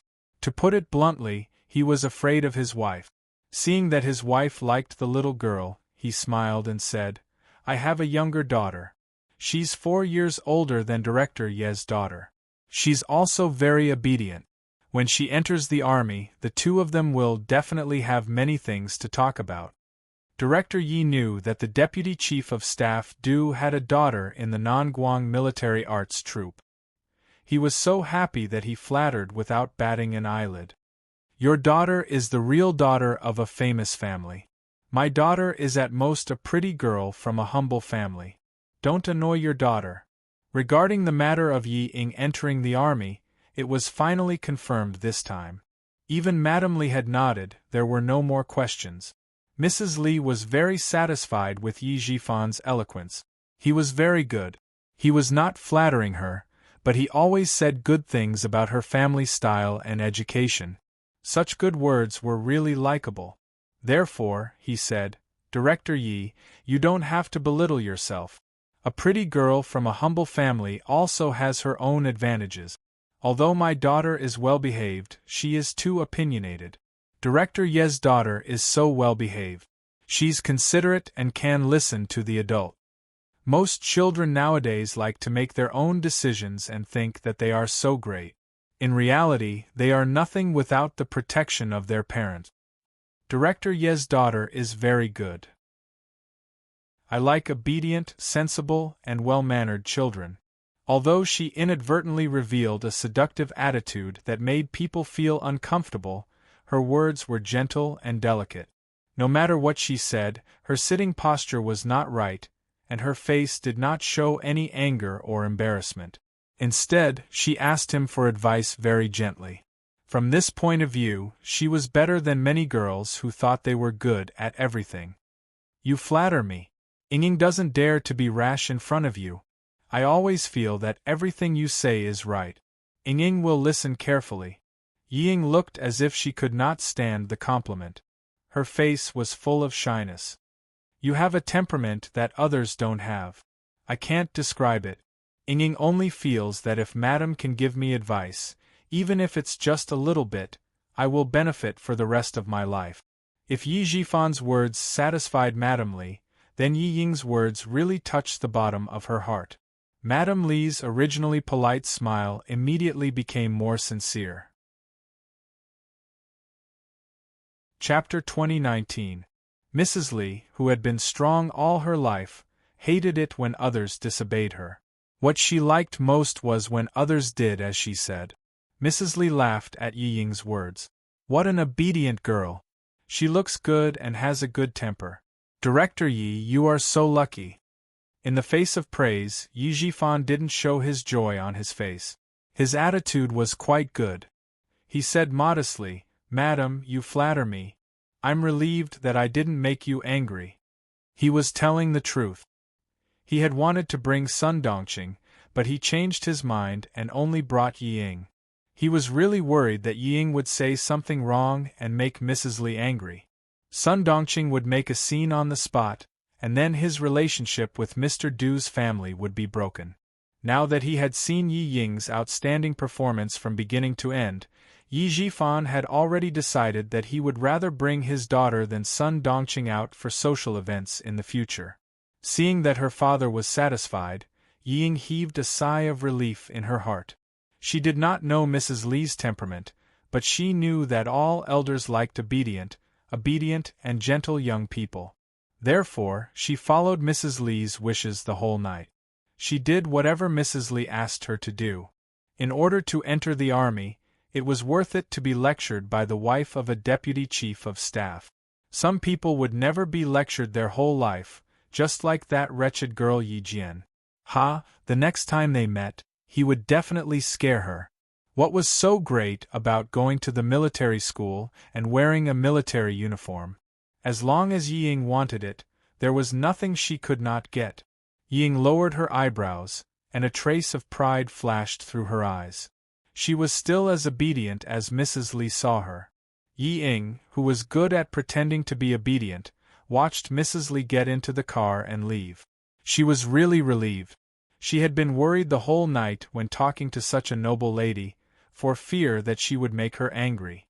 Fortunately, her obedience pleased Madame Li. Ying, you won yourself a future with your performance tonight. It seems that you have made a lot of progress after being abroad for half a year. Yi Jifan looked at his slender and elegant daughter. Thinking of her performance tonight, he was very pleased. I think Madame Li likes you very much. You should accompany Madame Li these days and learn how to behave like a real young lady. After he finished speaking, he continued, You've always been smarter than Yi Qian since you were young, but you were held back by your mother. Fortunately, you had your own opinions and didn't ruin yourself. Don't listen to your mother in the future. After spending less than 2 hours with Madame Li, Yi Ying could also tell what a real rich lady was like. Her mother was just like her. Alas, she could only embarrass herself in front of Madame Li. Fortunately, father was wise and did not bring mother out. With Madame Li's comparison, Yi Ying began to complain about Sun Dongqing in her heart. If she had a mother like Madame Li, she wouldn't have been suppressed by Yi Qian, that B***tch. She would have played with her long ago. At this moment, Yi Ying understood Yi Jifan's good intentions. Her face, which was like a blooming flower, showed deep gratitude. She said softly, Father, thank you. The phone in her small handbag vibrated. Yi Ying said, If it weren't for you, I wouldn't have won Madame Li's favor. She took out the phone. With just one glance, her face suddenly changed. Her slender fingers did not hesitate to hang up the call. Yi Jifan saw that something was wrong with her. Before he could ask, Yi Ying frowned and said with disgust, It was the landlord. I told him that I would pay the rent when I got back. Chapter 2020. Yi Ying was far away in France. Yi Jifan didn't know what she had done or experienced. Plus, Yi Ying's performance tonight was particularly outstanding. Yi Jifan was astute and didn't notice his daughter's panic. On the contrary, because he did control Yi Ying's living expenses when she went abroad, he believed her explanation. You don't have to go to France. If there's anything you need, ask your classmates to pack it up and send it back to China. I'll pay the rent for you. Now that his daughter was going to join the army, There was no need to control her living expenses. Yi Ying's heart was beating like a drum. Seeing that he didn't ask any more questions, her changed expression gradually eased. "Dad, thank you." The waiter of the restaurant happened to drive the car over. Yi Ying, who had a guilty conscience, hurriedly said, "Dad, the car is here. You drank a lot. I'll drive." "You'll drive?" Yi Jifan, who burped, was surprised. "When did you learn how to drive? Why didn't I know?" Yi Ying, who had finally calmed down, looked a little unnatural. She took the car key from the waiter and motioned for him to help Yi Jifan into the car. "I learned it abroad. My classmates all know how to drive, but I don't know. I thought that I would have to learn in the future, so I might as well get an international driver's license. Unfortunately, international driver's licenses can't be used in our country. I can only use it abroad." Yi Jifan observed that she was very skilled, so he let her be. It was good that a girl could drive. It could be useful in the future. It seemed that his daughter had matured a lot after studying abroad. Otherwise, she wouldn't have performed so well today. Yi Ying, whose palms were sweating, glanced at Yi Jifan, who was resting with his eyes closed, from the rearview mirror. She sighed softly and drove away from the restaurant. Before returning to China, she didn't think that she wouldn't have to go to France again. So many things in France had not been settled yet. No. Since she was going to join the army, she had to settle everything there. She couldn't let any rumors spread back to China. Yi Ying, who was holding the steering wheel tightly, bit her lower lip. As if she had made a decision, she sped into the dark night. Mrs. Li, who had returned to the hotel, said to Deputy Chief of Staff Du, "Old Du, what do you think of Director Ye's daughter? I've been paying attention to her for a long time tonight. Although she's not very dignified, she's well-behaved and obedient. She's a moldable talent." The Deputy Chief of Staff Du, who was unbuttoning his military uniform, did not get the other meaning. He smiled and said, "She's from a small family. How can she be as dignified as a lady from a famous family? Just be obedient." "Did you not understand what I meant?" Madame Li glanced at her husband, who didn't care about anything at home, and thought of her youngest son. "My son doesn't want to join the army. He only wants to go into politics with your elder brother. There's no problem in going into politics, but he needs a capable family and a good wife. I've seen Director Ye's resume. He's an honest official with outstanding performance. He's been promoted all the way to his current position. He only has one daughter. If we give him some other information, he'll definitely be happy." The Deputy Chief of Staff Du finally understood. He frowned and pondered for a while. Then he shook his head and said, "Let's wait and see. I feel that Yi Jifan is very scheming. If it weren't for the fact that he did save Kaiwei, I wouldn't have associated with this kind of person. As for his daughter, you can wait and see. With our family background, we don't have to worry about not being able to find a good daughter-in-law. The director's daughter's family background is still a little low. When you married me, you suffered so much. Now that I think about it, I feel that I've wronged you." Chapter 2021. The Deputy Chief of Staff Du, who was born into a family of workers and farmers, was most grateful to his wife. It could be said that without his wife, the Du family would not have the status it had today. Therefore, although he did not care about the family affairs, he respected Mrs. Li. Now that he was living a good life, he still felt that he had wronged his wife when he was a poor man. He gently put his arm around his wife's shoulder and sighed. "Let our son marry the daughter of a small director. Don't make him feel wronged. If you really think his daughter is good, you can continue to observe her. I haven't talked to his daughter before, but I feel that although the girl is very obedient, there is always a seductive look in her eyes. She doesn't look very dignified." Mrs. Li also noticed it. She pursed her lips and thought for a while with a serious expression. After a while she said, "Observe her for a while. It's not confirmed yet.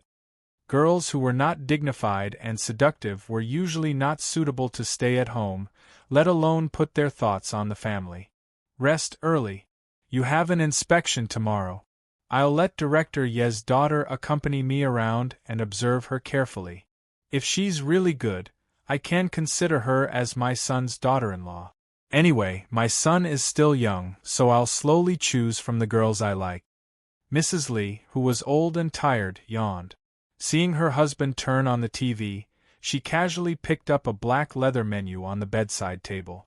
She glanced at it and saw that there was wild ginseng chicken soup. She asked the front desk to send it up. As the top 5-star hotel in the southern province, the Caesar Hotel always prepared the ginseng chicken soup for the guests who stayed in the presidential suite. The room was booked by Yi Jifan, so the bill was naturally paid by him. He also took care of the hotel. No matter what the guests wanted, the hotel had to unconditionally satisfy them. The Caesar Hotel was the headquarters of Ho-Zi in the southern province. In the past, it could even satisfy the needs of murder and arson, not to mention serving a person comfortably. The front desk received the call and immediately informed the kitchen. 10 minutes later, the ginseng chicken soup was sent to the Deputy Chief of Staff Du's room. The Deputy Chief of Staff Du also watched the military news channel to see what international military news was. He did not go to sleep until midnight. Yi Jian, who had already fallen asleep, picked up the vibrating mobile phone on the bedside table. She glanced at the string of 0000 displayed on the screen. She, who was originally lying down, sat up and answered the phone. 3 minutes later, Yi Qian knocked on Uncle Chen's door. Before Principal Chen could get up, she stuffed the note she had just written into the crack of the door and left the hotel with her student ID without looking back. Principal Chen, who was startled awake, bent over to pick up the slip of paper that had been stuffed into his pocket. Looking at the familiar handwriting, a faint smile appeared on his thin face. "Little Yi, you have a bright future ahead of you." Although it was dangerous, he had fought for it with his own strength. This was the true pride and glory that belonged to him. There were only 2 words on the note: "I have something to do." Other than that, there were no other words. Soldiers who left without saying goodbye needed to be understood, especially Special Forces soldiers who left without saying goodbye. Perhaps they would never see each other again after this parting. Uncle Chen, who was standing in front of the window, waited for 2 minutes before he saw the most familiar figure pass by the hotel fountain. She was dressed casually and fearlessly walked into the long night. There was news from abroad that an engineering team from their country had been robbed. Most importantly, this engineering team was sent by the Military Research Institute. They had a lot of confidential information. Once the information was leaked, it would cause a huge storm. Chapter 2022. The mission this time was to rescue the controlled engineering team overseas and secretly bring them back. Yi Qian needed to meet up with Pigeon and the others before setting off together. When she arrived at the airport, she received another call from the Major General. The only people in the Snowfield Brigade who could contact her directly were Captain Xia and the Major General of the Army. Listening to the Major General's stern voice, Yi Qian's expression turned even colder. Head straight to Jin City to meet up with the other 9 comrades and set off on a military cargo ship. Major General Yang's voice was low and serious on the other end of the phone. The engineering team is carrying a transmission point that communicates with our military satellite. Our military knows that the engineering team is being controlled because we received the signal that they would only use if they had no other choice. Because it's a fake trip abroad, on the surface, it looks like the engineering team was sent by a company. The controlling party doesn't know that our country already knows. Yi Jian, all information related to you in this operation will be erased. You can only recover your identity after the mission is completed. The Major General paused slightly and asked Yi Qian, "Do you know what it means to erase all information?"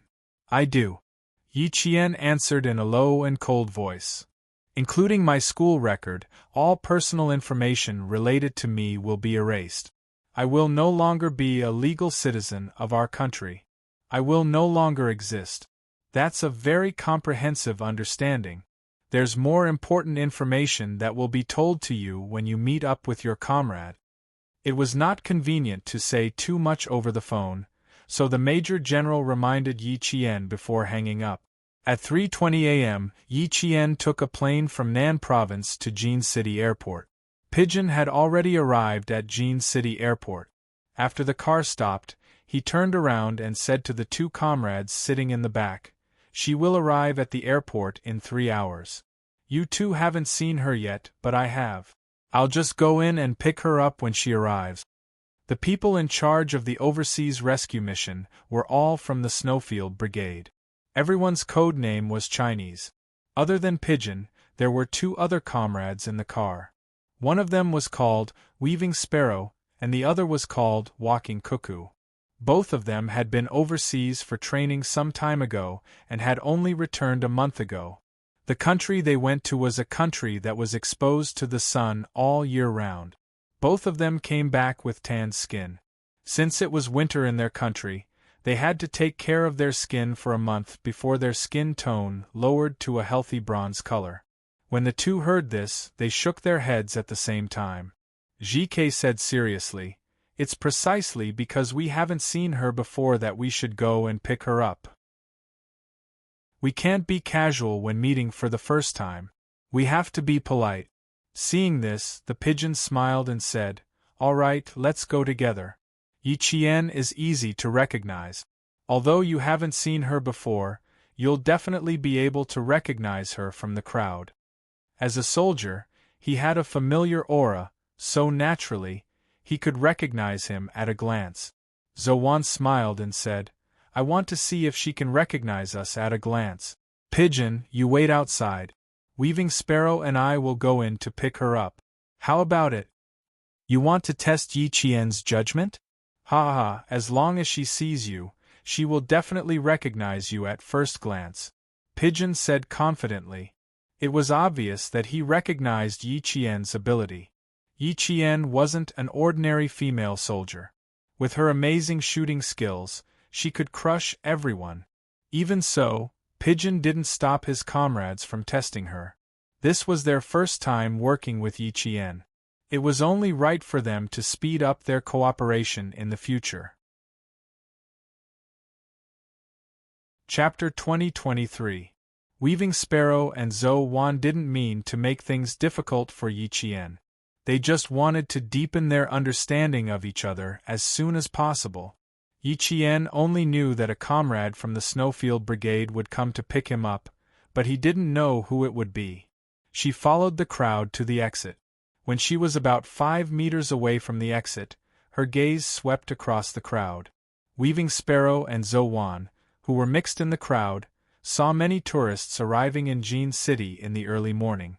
Their gazes also swept across the crowd walking towards them. When Weaving Sparrow's gaze fell on a young girl walking with her head held high and her chest puffed out. She wasn't carrying anything in her hands. A faint smile appeared in her eyes. Straight ahead, 9 o'clock, 168 centimeters, short hair, black coat, no luggage. At this moment, his gaze had already met the girl in the black coat. Before he could finish describing her features, the girl with stunning facial features smiled at him. Less than a second after his gaze fell on her, the girl also locked her gaze on him and smiled at him. "Identity confirmed," Weaving Sparrow said with a smile on her face. She raised her hand and waved at Yi Qian, who was walking over. Zhou, who also smiled, lowered her voice and said quickly, "She's stunning. No wonder those guys who saw her loved to say beautiful when they mentioned her. That's not called beautiful, is it? What's it called?"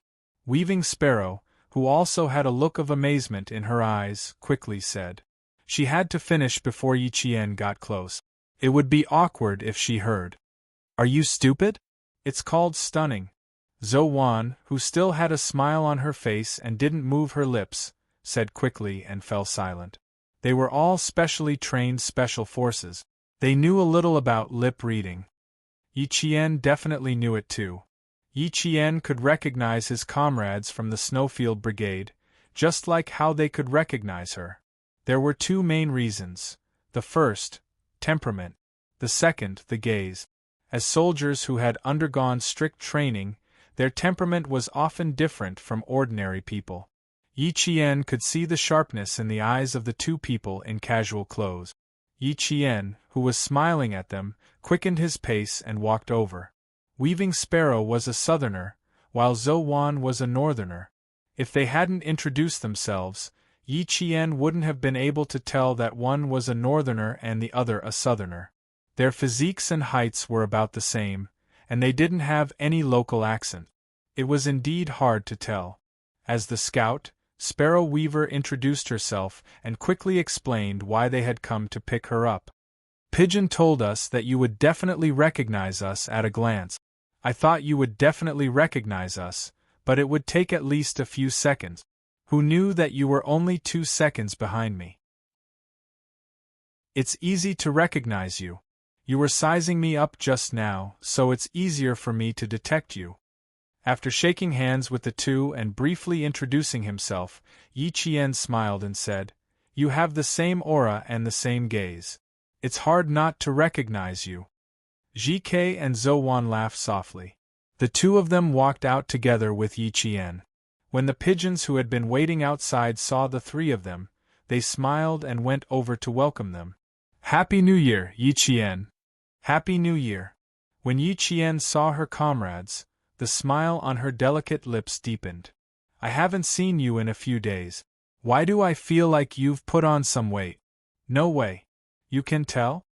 Pigeon laughed softly. Her extremely pleasant and soft laughter rang out. Yi Qian couldn't help but soften her footsteps to listen. She couldn't bear to let the sound of her footsteps disturb her enjoyment of listening. Chapter 2024. He straightened his clothes and gestured 3 fingers at Yi Qian. The mandatory requirement was to gain 1.5 kilograms. They only had 20 dumplings for 30 nights, and I was the only one who ate 30 dumplings. I had no choice, my weight didn't meet the standard, so I was targeted by the J5. The Snowfield Brigade's management of the Special Forces was extraordinarily strict. In the harsh and uninterrupted physical training, tactical training, weapons and explosives training, you were not allowed to lose weight. If you lost weight, it meant that you didn't eat enough. There were no conditions for you to reach the standard weight. Of course, you couldn't be fat either. The consequences of being fat were more serious than being thin. If you could gain weight under such harsh training, you must have been slacking off. You had to work overtime. Yi Qian got into the car and heard this rule for the first time. His face showed obvious surprise. He looked at GK who was driving, then turned to look at Zhou Wan and Dove in the back. After a while, he suddenly understood. No wonder I said your height and weight were about the same. So there was such a rule. Do you know where this rule came from? Dove leaned forward and explained to Yi Qian this rule in the Snowfield Brigade. In the early days of the Snowfield Brigade's establishment, a 6-man combat team carried out missions. Before the scout died, he told his captain that if his body couldn't be brought back to his homeland, please bring his uniform back. It was a rule that made her want to laugh, but it suddenly became serious. Yi Jian put away the smile on her face and quietly listened to the past that made her feel awe-inspiring.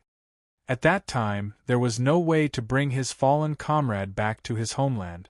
So, our senior took off his uniform with tears in his eyes and put it on himself. The scout who died watched his captain put on his uniform and said, "I'm still too skinny. It's too small for you." Then he closed his eyes. After the mission was completed, the captain who came back wearing his comrade's uniform suggested to the military that the special forces who joined the Snowfield Brigade in the future must be of the same height. That way they could ensure the same weight as much as possible. The standard weight of the team couldn't be more than 4 kilograms. If it was, I was afraid that your comrade wouldn't be able to come back wearing your uniform. It turned out that behind the seemingly unwritten rules, there was actually such a sad story that made people cry. As a special force, the Snowfield Brigade would carry out many missions that could only be carried out in secret. Just like Yi Qian's mission this time, it was a mission that could not be made public and could only be carried out in secret. If someone really died, they might only bring back the uniform of their comrade. There were still many tragic stories about the Snowfield Brigade that no one knew. Pigeon had only mentioned one of them, but it was enough to shock Yi Qian. This mission is also a secret mission. The engineering team that we are rescuing will only give us a week. If we don't succeed in rescuing them within a week, or if the controlling party discovers that they are not part of the company's engineering team, Qing Niao, even if we have arrived at our destination, there is no need to rescue them anymore. She then asked Yi Qian, Qing Niao, do you know why we don't need to rescue them anymore? Because they will take care of themselves. Yi Qian's heart palpitated as he clenched his fists and spoke softly. Because they were all soldiers, soldiers who could sacrifice themselves for the country at any time. There was a sharp light in his dark eyes as he looked at Pigeon and said, even if there is an optimal rescue period of a week, we will try to save them one day earlier. Chapter 2025. That's right. It also means that our mission is full of danger. If we're not careful, we might come back wearing the uniform of our comrades. So, Qing Niao, you have to be mentally prepared, Pigeon said softly. She enunciated every word clearly, as if she was reminding her. Yi Qian nodded, indicating that he was mentally prepared. When the Major General told her that the military would erase her identity for this mission, she knew how dangerous this mission was. But no matter how dangerous it was, she would still face it. She would never embarrass the military uniform that carried the responsibility. She also didn't want to hear the news of the engineering team waiting for rescue. They were no longer needed. Pigeon's mobile phone vibrated. When the call connected, Long Ying's voice came through. He looked at Yi Qian and smiled. I've received, Yi Qian. The other side asked something, and Pigeon laughed softly. You're in good spirits. You should have rested on the plane. Although he didn't know who it was, Yi Qian raised his eyebrows and replied with a smile. I slept from takeoff to landing. I didn't wake up halfway, so of course I'm in good spirits. Thank you for your concern. Did you hear that? The person in question told you in a loud voice that she's in good spirit. Pigeon's smile deepened, and she replied, now the speed is 90 kilometers per hour. We'll arrive at the school in 10 minutes. Yes, Long Ying will need another hour and a half. There were a total of 10 people on this mission. Long Ying was from Ninghai Province. He immediately set off from home when he received the mission. Ninghai Province was further from Ninghai Province than Ninghai Province, so he was the last to arrive. The temporary meeting place was a hotel near Jinhai Civil Aviation University. After Long Ying arrived, they would take a cargo ship from Jinhai port. They would need to transfer to another plane to reach their destination. Yi Qian knew all the Snowfield Brigade members waiting in the hotel. They were all comrades who had participated in the training with the Storm Commandos. They only said, Happy New Year, and sat down to discuss. The satellite signal was received here, and our engineering team should be working here. It's on an island 400 kilometers away from the work site to the signal. 2 hours before they were controlled, they were still in regular contact with the country. 2 hours later, they were 400 kilometers away. The military suspects that our engineering team left the site by helicopter after the hijacking. The one who spoke was Pigeon. He was the leader of the operation team. The helicopters that can appear at my engineering team's work site have all been approved by the government. That is to say, it is very likely that our engineering team boarded the plane normally. After arriving at the destination, they found that something was wrong, so they immediately contacted the government. Now that the human body temperature sensor signal is flashing, for the time being, We believe that our engineering team has not been detected by the controller. There are two possibilities. First, they don't know about the situation. Second, they know but don't dare to contact us. The local enterprises have been doing business with our enterprises for 7 years, so the possibility of the former is higher. They still don't know the situation and think that our engineering team is completing the surveying work as usual. Young Sparrowhawk looked at the battle map, then looked at the information of the companies in the country and said, "If the local companies still don't know about it, then it's actually good news for us. It means that the identity of our engineering team hasn't been exposed. Now that the human body temperature signal is still there, the personal safety of our engineering team is still safe."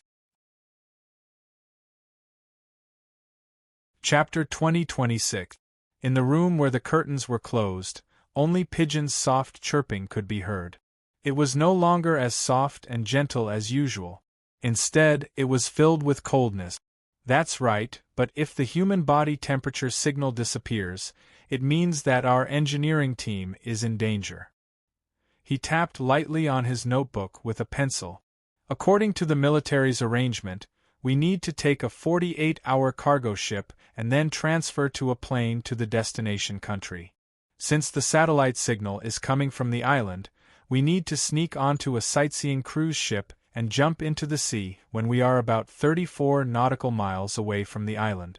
It's been 6.5 hours since our engineering team was robbed. Brothers, we need to be fast when we're going ashore with heavy loads. We need to complete the infiltration and rescue within 4 days.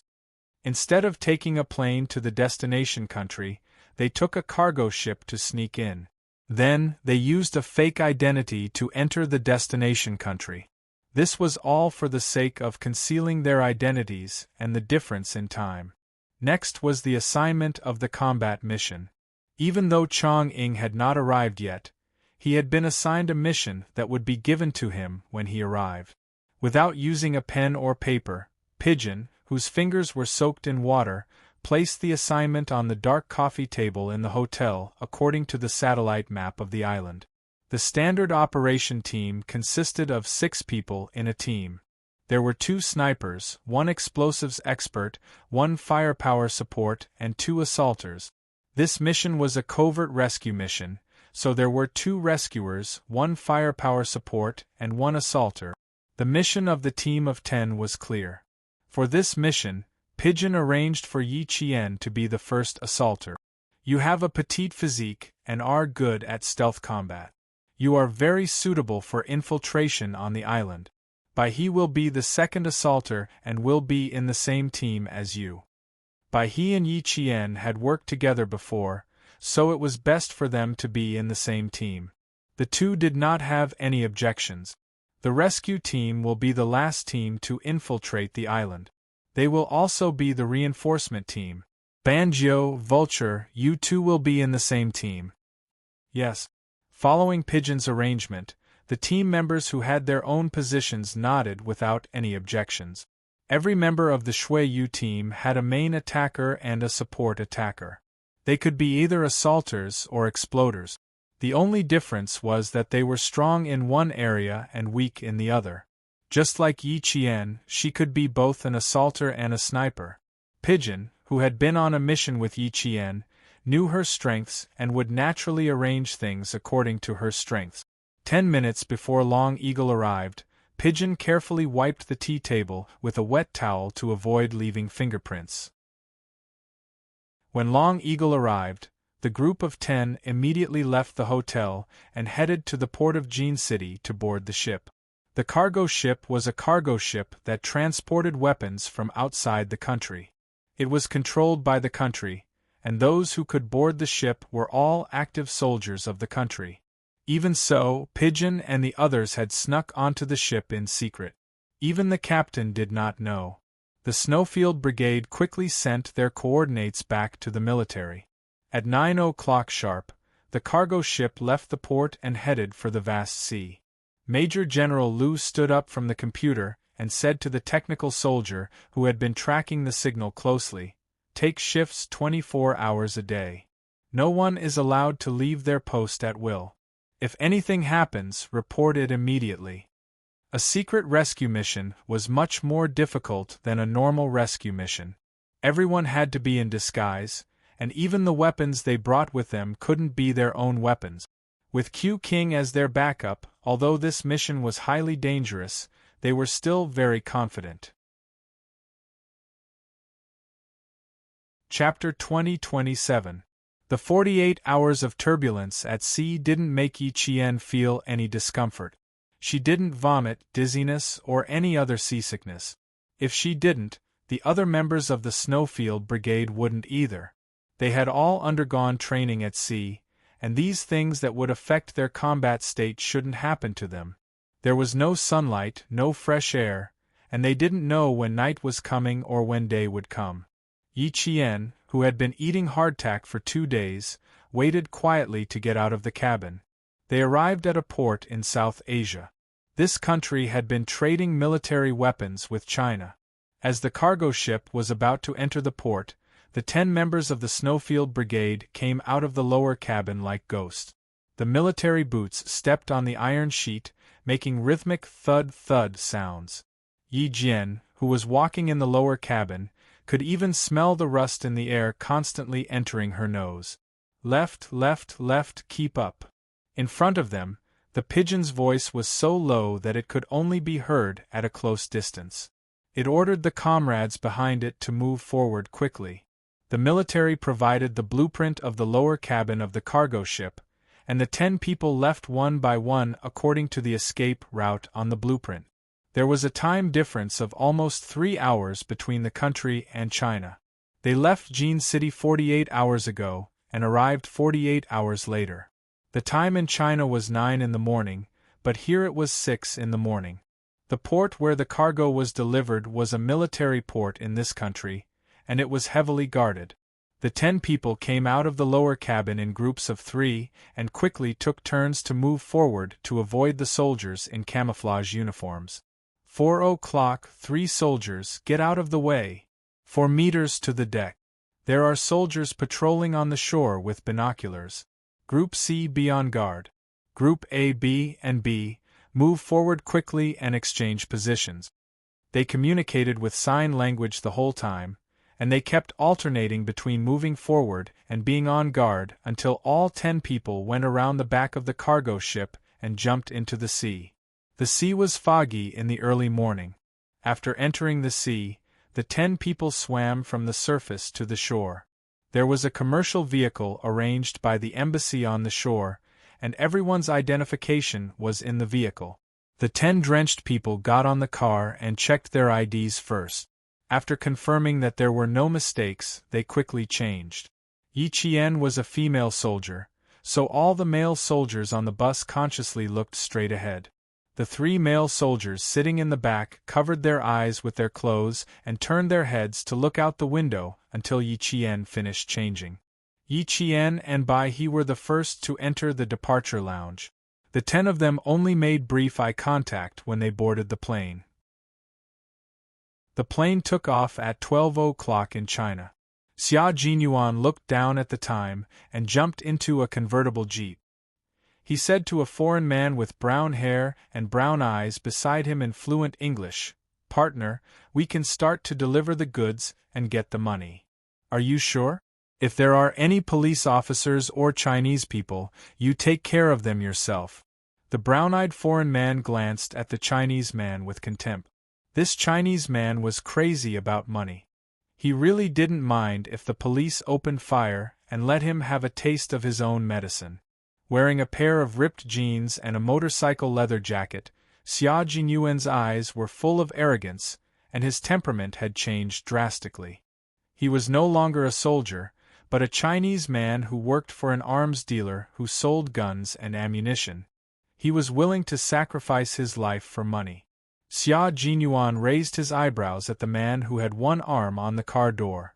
While the man was waiting for him to answer, he stepped on the accelerator and drove away, leaving a long trail of exhaust. Chapter 2028. The foreign man was caught off guard that Xia Jinyuan would drive away. Half of his weight was leaning on the door, so he staggered a few times before finally falling on his butt. He choked on the exhaust from the fall. He got up and roared angrily at the car that was driving away. F***CK, F***CK. Damn Chinese, go back to your country. Don't let me see you again, or I'll definitely blow your head off and teach you a lesson. F***CKU. Xia Jinyuan could no longer hear him cursing. Of course, if he had heard him, he wouldn't have minded punching him. After all, he fought his way in with his fist. He also wouldn't have minded taking out a pistol from his trouser pocket and stuffing the muzzle into the foreign man's mouth to shut him up. This was a country where private ownership of firearms was legal. Some women would keep a gun in their car in case they were robbed. Weapons were rampant, drugs were rampant, and law and order were extremely poor. This was the case in the slums. Most criminals hid in these places, living a more carefree life than the rich. Some of the triads in the country illegally hid firearms through these places. China prohibited private ownership of firearms, but there were clear laws. However, in mid-May last year, a vicious gunfight broke out in a southern province. Although it was an internal gang conflict, it also seriously threatened the safety of the people. After the incident, a gun without bullets was left at the scene. This gun was prohibited from being imported into China, and even its official use was prohibited. However, it appeared in the hands of a gang member. After a local police investigation, 2 important gang members were arrested at the end of July. After interrogation, they found out that their firearms were purchased from someone in China. Then, the Guangdong Provincial Customs did a spot check on a batch of detergent and found bullets packed in waterproof bags in the detergent. This matter attracted the attention of the local customs. Within a month, 4 customs offices in China found bullets hidden in imported goods. After a police investigation, they found that all the bullets came from the same country and were sent to the same person. The smuggling of firearms was no longer a problem that the police could solve. A large number of firearms illegally flowed into China. If the main criminal was not caught, it would bring great panic to society. Xia Jinyuan and his team only had one mission: to find the person who dared to directly trade with foreign firearms dealers. There were 6 people from the Snowfield Brigade on this mission. As usual, Xia Jinyuan led the team. He infiltrated the firearms dealers, while K7, Z7, and the other 4 were external help. Xia Jinyuan whistled as he ditched the foreign man and drove the car onto the street. When he passed by a convenience store, he turned off the engine and went in to buy a pack of cigarettes. When he came out, he seemed to have thrown the package and receipt into the trash can. Then, like a delinquent, he drove away in a jeep that had not been washed for a long time. K7, prepare your weapons. Our brothers will be here soon. K7, who picked up the note, glanced at it and burned it with a lighter. After that, it was time for them to work. They were going to rob a batch of smuggled firearms and bring them back to China for their brothers to carry out the mission. Brothers were indeed brothers. They were really fated to meet in the same country even though they were on different missions. Xia Jinyuan and the others knew that Yi Jian would come, but Yi Jian and the others didn't know that their comrades were also here. The 3-hour flight to the destination, the weapons and equipment, and boarding the sightseeing boat, the whole process went very smoothly. It was so smooth that it was unbelievable. Chapter 2029. He pulled open the bag containing the golf equipment, and the first item shocked all 10 of them. Oh my God, a FAMAS topless rifle, Phelan equipment. We need to land on the island at night.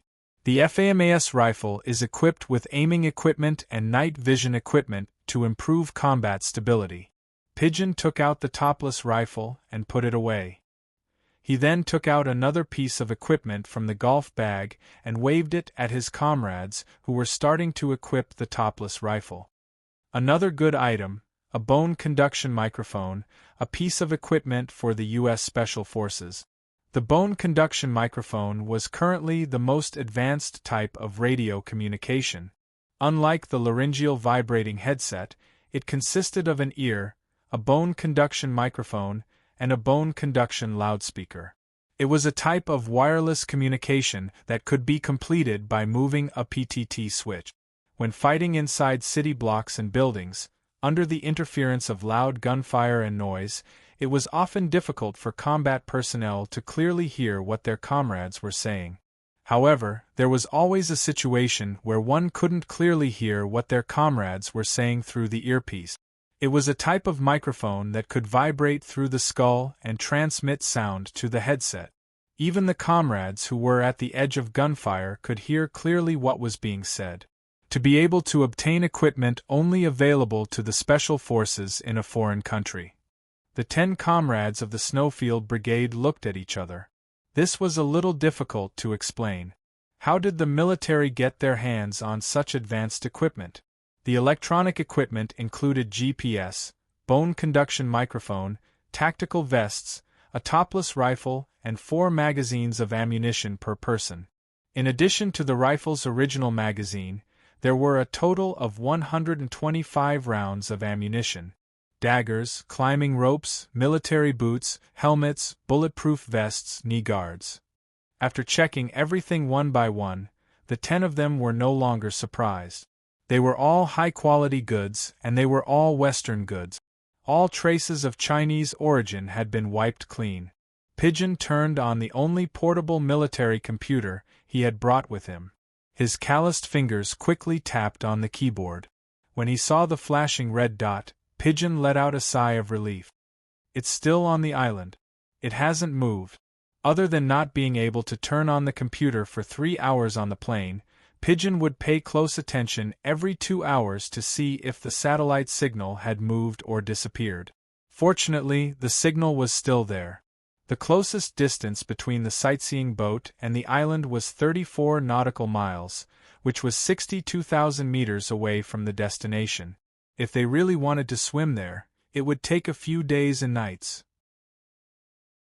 At that time, when the Pigeon said that it would swim over, Yi Qian only took it as a joke and did not take it seriously. For a distance of 65,000 meters, of course, they would choose to take a speedboat. There were speedboats available to rent on the island for the night. Of course, they would not rent them. They would choose to temporarily use them. To put it bluntly, they were secretly using them. Night gradually fell, and the sound of the sea lapping against the shore seemed to be louder than during the day. Someone stood up in the dark basement and seemed to be very irritated. After walking for about 5 minutes, the person changed to another seat and sat down. There were a total of 12 people in the engineering team, but there were only 10 people in the basement. 2 engineers had been taken away during the day and had not returned yet. The 10 people who were left in the basement for several days and nights were all dispirited and listless. They sat with their backs against the cold wall, not knowing when the sky would turn dark and when the sun would rise.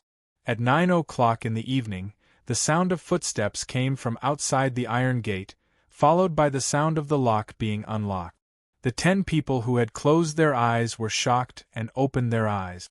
2 dazzling lights suddenly swept through the open iron gate, so bright that they couldn't help but close their eyes and raise their hands to block the strong light. Chapter 20:30. Throw them in. Someone said in the local language in a low voice. Then they heard 2 plop sounds. When they opened their eyes, they only saw a few figures leaving. The smell of blood wafted over. Everyone in the dark was shocked and quickly groped around. Engineer Feng! Engineer Jiang! They shouted in a low and hurried voice. Then they heard 2 weak replies. Before the 10 people could surround them, the sound of distant footsteps came again.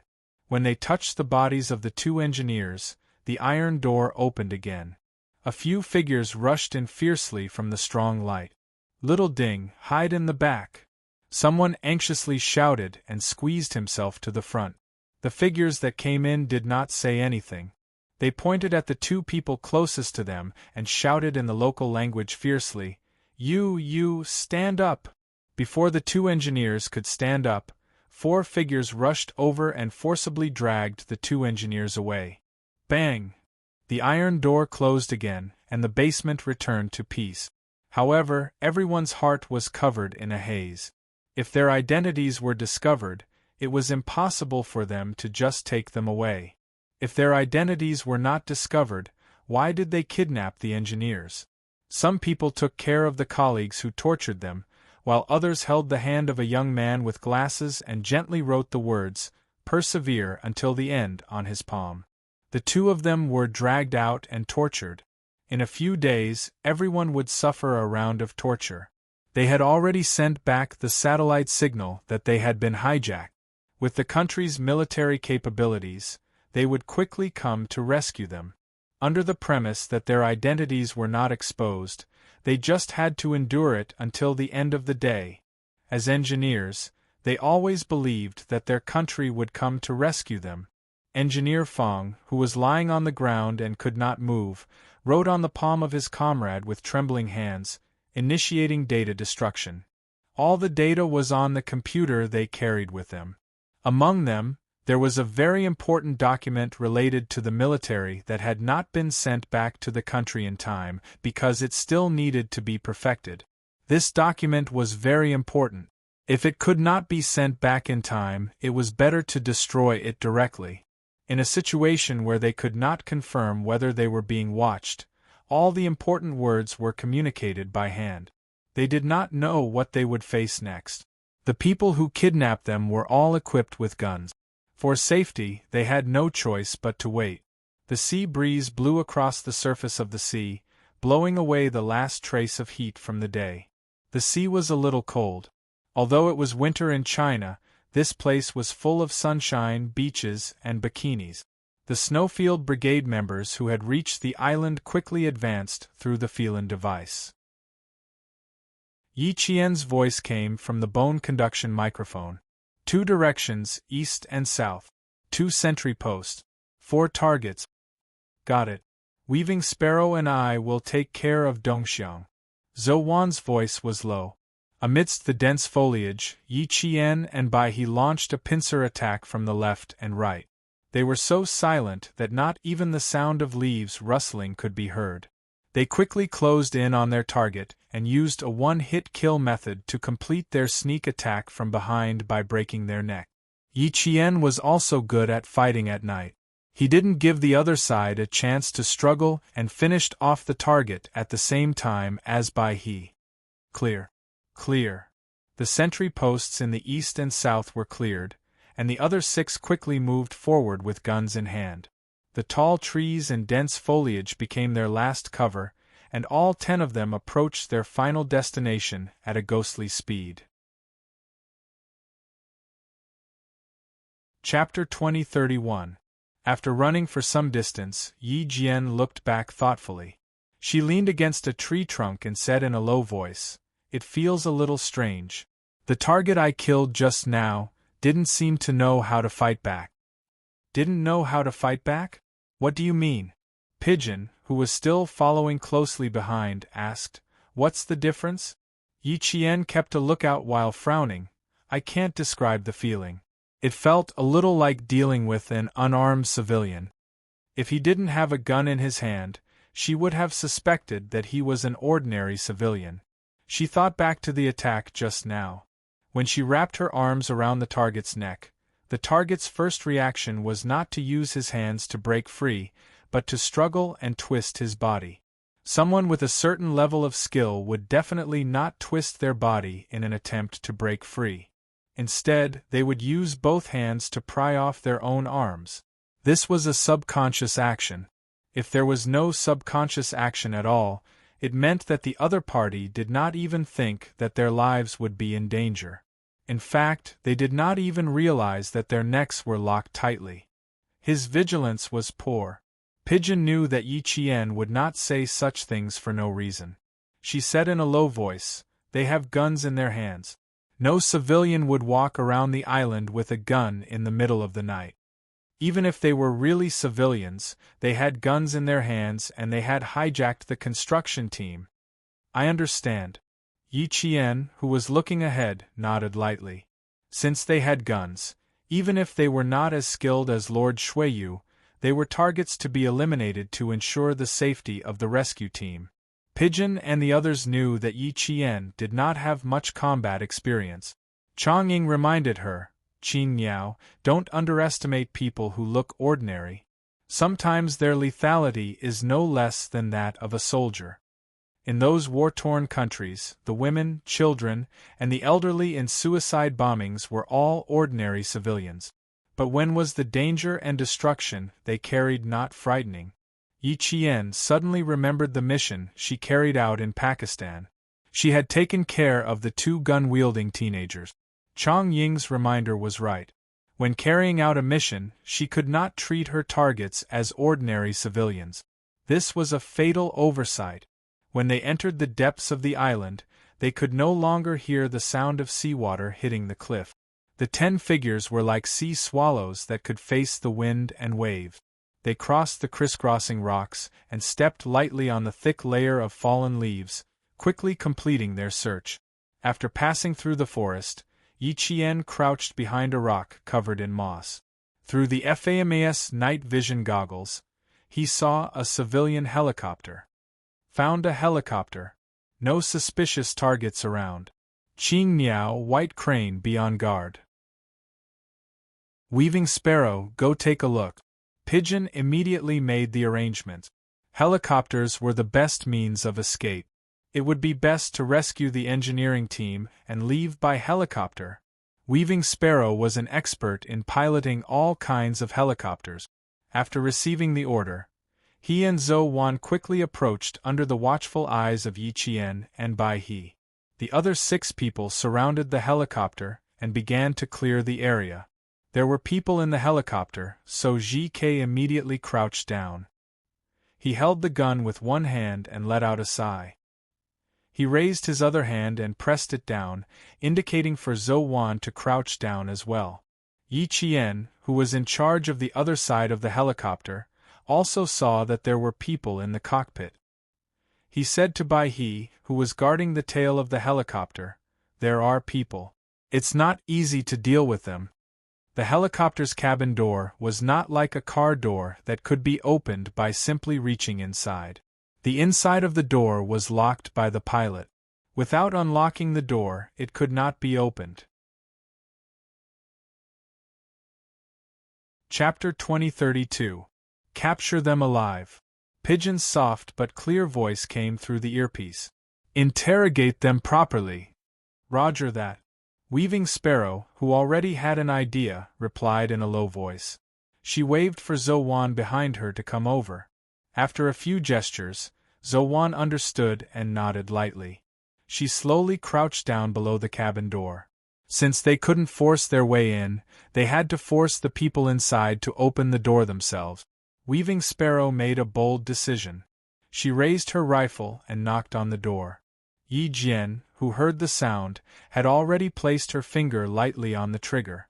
Once she noticed something wrong, she would quickly pull the trigger of the rifle with a silencer. At the tail of the helicopter, Bai He was half crouching. He focused on expanding the perimeter to ensure the safety of Weaving Sparrow and Zhou Wan. In the quiet night, the dong-dong sound could be heard clearly by the people nearby. As the sound reverberated, the people sleeping inside couldn't help but open their eyes and look outside. It was dark outside. There was nothing out of the ordinary. The deep-featured, dark-skinned pilot touched his pocket and cautiously took out a pistol. In his other hand, he picked up a flashlight and turned it on. He shone it outside the cabin door. Sparrow Hawk, who was paying close attention to the movements in the cabin, warned, "Be careful of the gun in his hand." Weaving Sparrow, who was beside the cabin door, slowly crouched down. A beam of light shone out from the cabin. At that moment, Yi Qian and Bai He, who were on guard, heard the strange noise at the same time. Both of them whispered at the same time, "Someone's here. Retreat."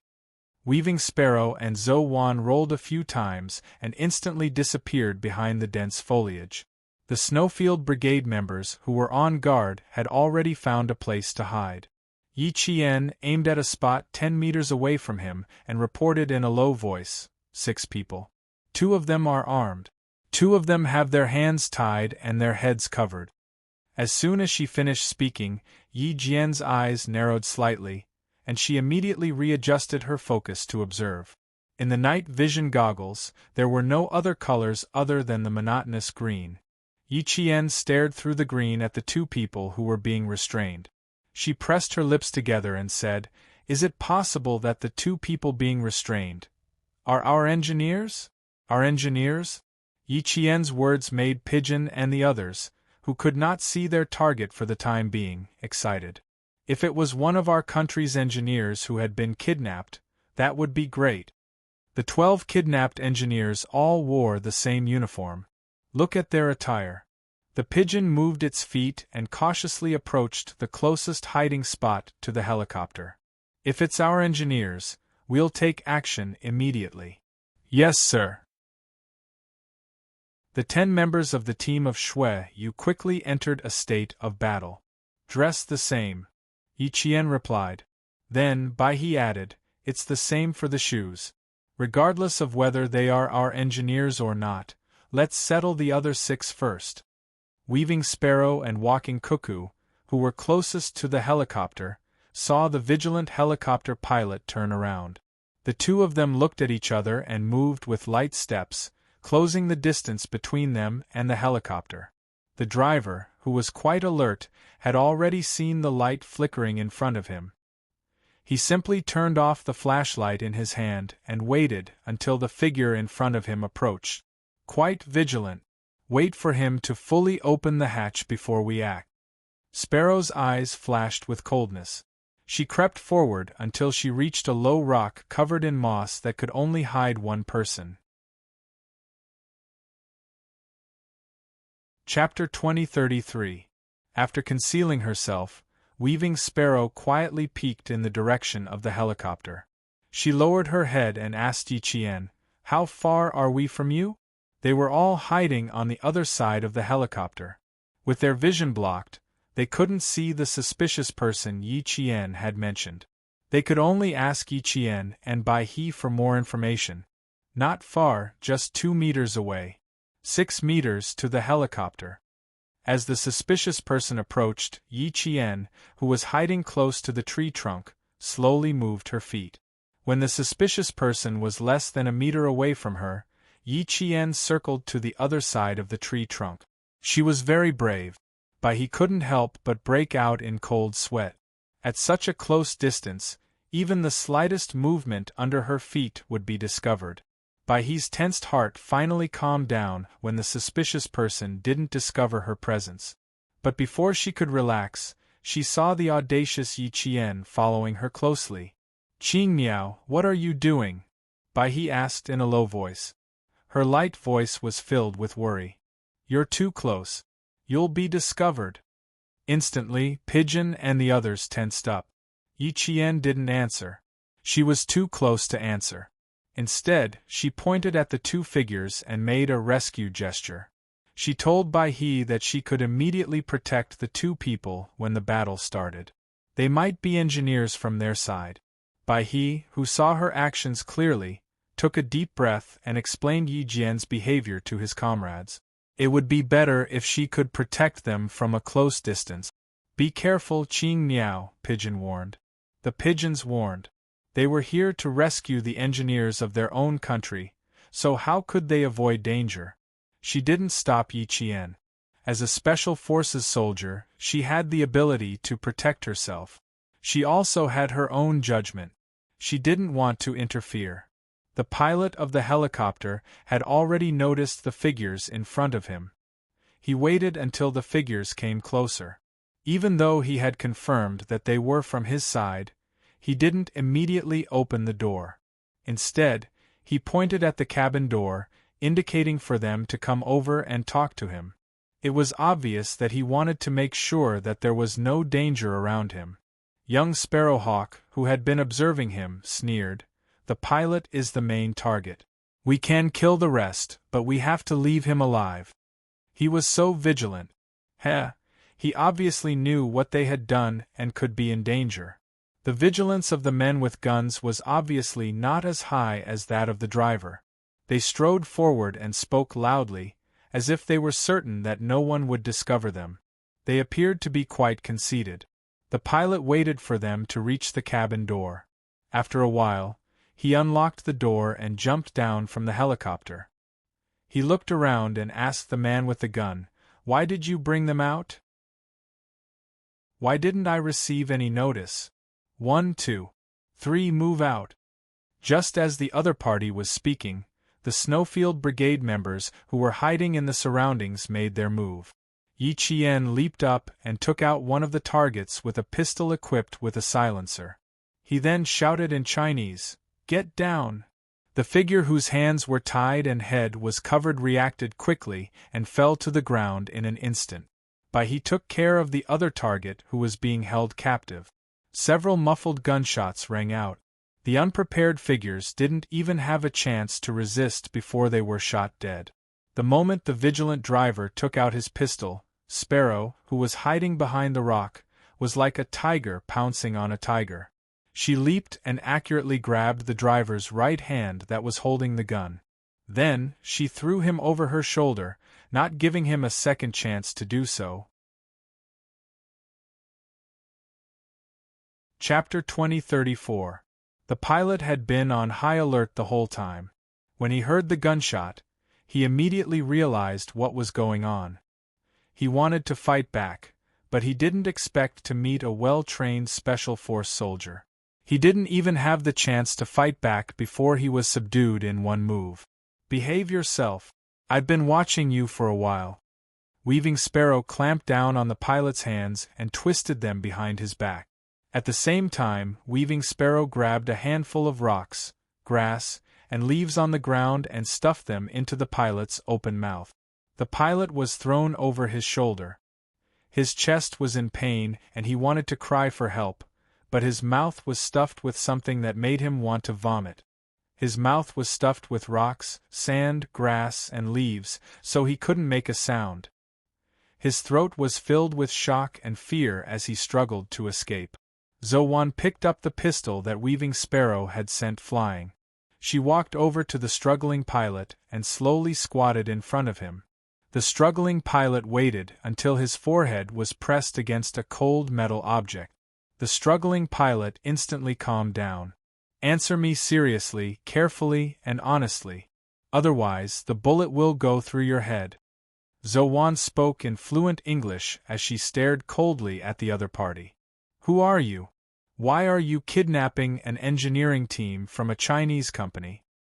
Answer me honestly. Otherwise, the bullet will explode your head and your brains will splatter everywhere." As she spoke, the cold muzzle pressed hard against the pilot's forehead. "Cooperate and you'll have a chance to live. Do you understand?" The cold muzzle and the frightening threat made the pilot's pupils constrict. He couldn't believe that someone had touched the island. "I can give you water to clean up the thing in your mouth. Remember, if you dare to open your mouth, the bullet will really go into your head. Just like this." Zowan suddenly moved the rifle away from the pilot's forehead and pointed it at the ground with a bang. The bullet brushed past the pilot's ear. The scorching heat generated by the huge impact swept across the pilot's ear. Mud and sparks flew, and the smell of gunpowder could be smelled. This move was direct and ruthless enough to make the uncooperative pilot tremble in fear. "If you don't cooperate, the bullet will teach you the consequences of resistance." However, the engineer didn't give the pilot a chance to speak. He hurriedly said, "Engineer Fong and Engineer Jiang have been tortured. We don't know if they're dead or alive. We need to save them as soon as possible. We can't delay any longer. Save them first." In other words, there was no time to interrogate him. Of course it was more important to save the pilot. Yi Qian relayed the engineer's words to everyone. Pigeon immediately said, "Get rid of the pilot." The pilot, who was still trying to play innocent, was mumbling something along the lines of, "I don't know anything," when the vermilion bird coldly interrupted him. "Don't swear in the name of God. I'll send you to him right now." twisting the neck and dealing with it without seeing any blood. The dead pilot's foreign face was still filled with deep fear, as if he didn't believe anything, but he had indeed been sent to meet God. Longhawk and Sparrowhawk picked up the 4M4S and handed them to Pigeon. Semi-automatic carbine, used by the American Special Forces. They still have Special Forces guns in their hands, so their firepower is quite high. The M4 had a terrifying shooting range and lethality. Its strap was also designed to connect the weapon to one side. This way, the person carrying the gun could be ready to shoot at any time while patrolling. Chapter 2035. The few sentries that they had taken care of earlier were all armed with normal rifles, which were far inferior to the M4. Pigeon took the gun and asked the engineer beside her, "Have you played with an M4 before? Do you want to take one for self-defense?" Pigeon could not be blamed for asking such a question. Engineers were different from soldiers in the field forces. Although they had shot targets before, they specialized in engineering. It was normal that they had not played with an M4 before. We have to take it even if we haven't. The principle is the same. Although we don't know how to use it. One of the engineers took the M4 from Pigeon. Take it for self-defense first. We won't pull the trigger easily. If they did not know how to use it and still fired, it would be easy to accidentally injure their own people. However, it could still be used for self-defense. The other members of the Snowfield Brigade had already cleaned up the scene. Weaving Sparrow also came down from the helicopter and said that he was done. After the rescue was successful, he could immediately fly the helicopter and leave. He did not stay any longer and led the engineer towards the direction of the signal. The helicopter pilot was hired by the local government. Usually, if we need to do aerial surveys, he will fly the helicopter. We have worked together for half a year. This time, no one thought that something would go wrong until Xiao Ding realized that something was wrong and contacted the government. When we woke up, we were in a dark basement. As they walked, the engineer with the gun in his hand told the members of the Snowfield Brigade how they were kidnapped. Although they were engineers, as soldiers they still acted like soldiers. Although they were not as agile as the Special Forces, they were much braver. From the conversation, they found out that they were on a small island. No wonder they could hear the sound of waves. They had thought that they were not far from the sea. Who would have thought that they were on an island? Yi Qian and Bai He were still in the vanguard. Some of the engineer's words were heard through Pigeon's earpiece. They found out that the engineer who was successfully rescued did not know why they were kidnapped. They also knew that their identities had not been discovered. Xiao Ding's arm is embedded with a thermal satellite. Once it is activated, as long as his body temperature is maintained, the signal will always be there. Can you still receive his signal? Worker Zhang and I have been brought out for at least 2 hours. They had been saved, but their colleagues and comrades had yet to be saved. Pigeon took out the infrared detector connected to the thermal satellite. The red signal band was faintly flashing. It's still there. They are fine. That's good, that's good. We have to save Engineer Fang and Engineer Jiang as soon as possible. The engineer saw the flashing signal band and let out a long sigh of relief. The detector didn't have any red signal fluctuations before. The signal band was only available on the military computers connected to our country's military satellite. Now that the detector had a red band, it meant that they were very close to their destination. Discovered a building. Based on visual inspection, it seems to be a container or a metal house. Yi Qian's low voice came through the bone conduction earpiece. Every word was extremely clear. There are 2 locations on the second level of containers, and 3 locations on the first level of containers. There are 3 targets with guns patrolling on top of each container. A total of 15 people. We can't rule out the possibility that there are other sentries around. I suggest that we surround the area and conduct a carpet search. We'll deal with the inside after we've dealt with the outside. Yi Qian gave his opinion as he observed the situation. Assassinate the outer and patrol target. We don't know the firepower inside. It's safer to stay in the dark. There were still 10 people in the engineering team inside.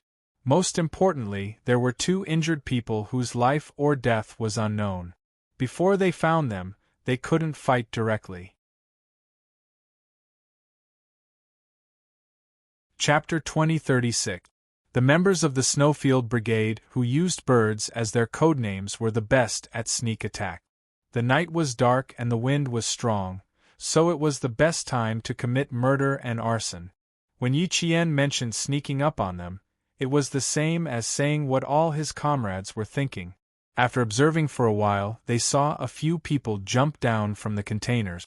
Yi Qian immediately added, change of shift. Their patrols have to change shift. The single-story container facing east, which is 4 meters away from the other containers, is the first sentry post. There are 3 people patrolling it. There are 2 people patrolling the 2-story container near the beach. This is the highest sentry post. There are 2 people patrolling the single-story container facing west, so there are 7 people in total. The rest of you will enter the double-story container in the middle. Yi Qian, who was in charge of observing, explained in detail so that his comrades had an idea of what to do. Pigeon squatted down slightly and said to the 2 engineers, "Please hide outside. Here are 2 GPS units. Please take them. After we complete the rescue, we will immediately come to find you. If anyone escapes from outside, we will have to trouble you to take care of them." She handed the 2 GPS units to the 2 engineers and whispered, "We will meet up with you after we bring the other 10 engineers out. Hide here well and do not wander around unless there is an emergency." The 2 engineers took the GPS units and nodded calmly. "Don't worry. We will not wander around and drag you down. If we are not here, take the other engineers with you first. Especially Engineer Fang and Engineer Jiang. They are the core technicians. You must protect them." To the members of the Snowfield Brigade, the 12 engineers were their responsibility. Every one of them represented a responsibility. How could they abandon their responsibilities? We have received orders that the 12 engineers must succeed in the rescue. We cannot give up on any of them. Please take care of yourselves. We will be back soon. Pigeon saluted the 2 engineers and quickly left into the silent and dangerous night. The 2 engineers lay quietly in the hiding spot chosen by Pigeon and the others. Their eyes were fixed in front of them. In the dark night, they could only see the ferocious tree trunks that looked like the horns of a monster. The soldiers who had been with them earlier had all disappeared without a trace. I don't know which military special forces they are from. They are much stronger than the soldiers who escorted us here. With them around, Fang Gong and the others should be fine. An engineer with the surname Zhang said in a low voice. Although his voice was a little tense, he was very calm. Another engineer said, "As long as Engineer Fang and Engineer Jiang are still alive, they will definitely save everyone. The 2 of us should hide well and not cause trouble for them. Our own country's soldiers are still the most reliable." When I heard the female soldier yelling "Get down," I felt like I had eaten a tranquilizer and was instantly relieved. That familiar voice sounded, and light suddenly shone in the dark world, giving them a sense of security in an instant. They saw hope that was full of light. This was their country, a country that had never given up on them. Even if they were thousands of miles away, the country would immediately send troops to rescue them when they were in danger. That "get down" was to tell them that the country had sent people over. As soldiers, they were never afraid to carry out dangerous projects abroad. It was because they knew in their hearts that no matter where they were, they would never have to be afraid of being abandoned. Chapter 2037. Seabirds flew over the island, leaving behind a string of screeches before disappearing in the blink of an eye. The wind ruffled the leaves. Someone walked lightly but did not move a single leaf. Like a ghost, the person approached the converted container house. From the accounts of the two rescued engineers, they learned that they were being held in a basement where they could hear the sound of waves. When they were brought out, they felt like they had passed through a corridor and then went up a staircase. After walking for about 4 or 5 meters, they heard a creaking sound from above. A few people pushed them up the 2-meter iron ladder. When they climbed out, they could smell the fresh air. Then, they were pushed down the ladder again. It was also about 2 meters high before they finally stepped on solid ground. From the engineers' accounts, they could deduce a few key points. First, the basement where they were being held was under these containers. Second, the containers in front of them were all 6 meters long, 4 meters wide, and 4 meters tall. The data provided by the engineers showed that they had passed through a 1-story container. If it was a 2-story container, they would not be able to smell the fresh air after climbing the 2-meter iron ladder. They would have to climb up 4 meters.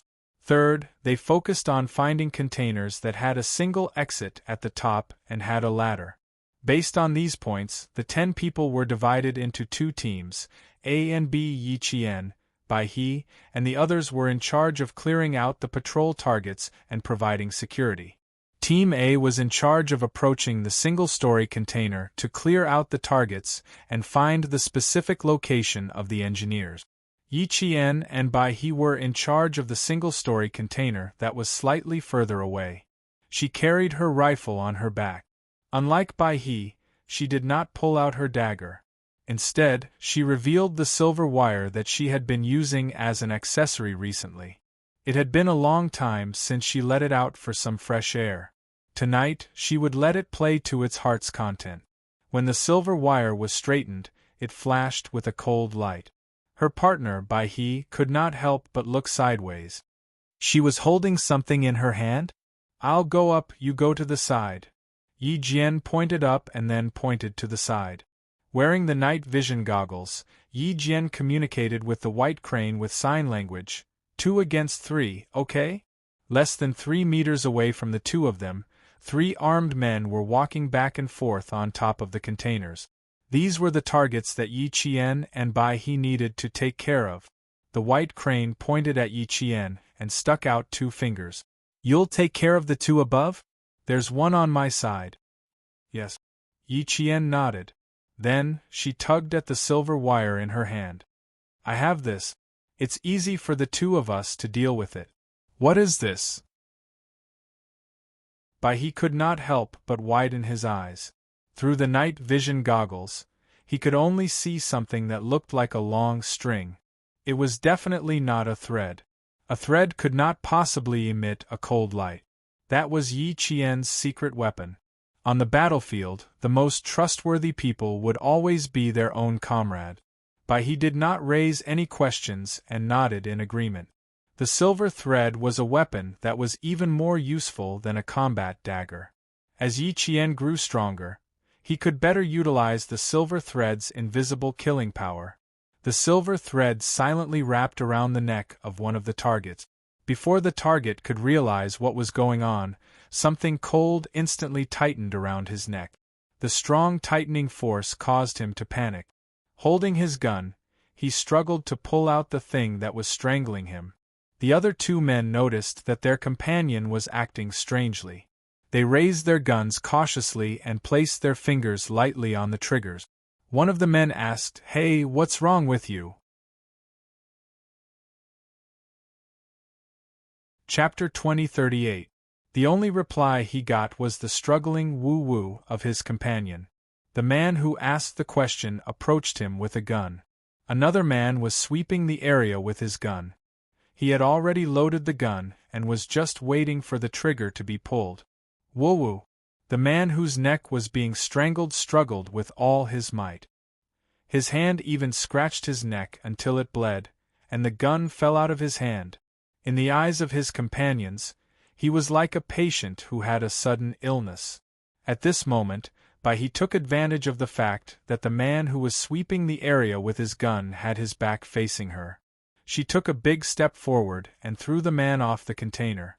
The man who was approaching his companion heard the commotion behind him. Just as he quickly turned around, Yi Qian stood beside him. She raised her hand and lightly patted the man's shoulder. When the man turned around, a cold light flashed past his eyes. He felt a chill on his neck, and then a faint pain. Cutting the throat and breaking the neck were all fatal moves that a Special Forces soldier would definitely know. As a qualified Special Forces soldier, Yi Qian was now able to succeed in every move she made. In order to achieve a silent attack, they had to eliminate the targets simultaneously. When Yi Qian made her move, the others would do the same to achieve the same pace. There was no sound of fighting, not even a trace of movement. In less than 5 minutes, all the targets were eliminated. After exchanging blows, all the members of the Snowfield Brigade realized a problem. These people had very good rifles in their hands, but their fighting skills were quite poor. Other than being fierce, they had no strategy at all. They did not know how to resist at all, let alone how to face danger. A group of people with guns and ammunition, but no fighting skills, hijacked our country's engineers? What were they doing this for? These people are similar to the hooligans in our country. They are worthless. The member with the code name Chi Lu squatted down to examine the target he had taken care of. He picked up the opponent's hand and looked at it. There were no thick calluses on the area between the thumb and the index finger. There were no visible calluses on the 10 fingers or the palm. Other than the tattoo of a cobra wrapped around a sword on the wrist, there were no other clues.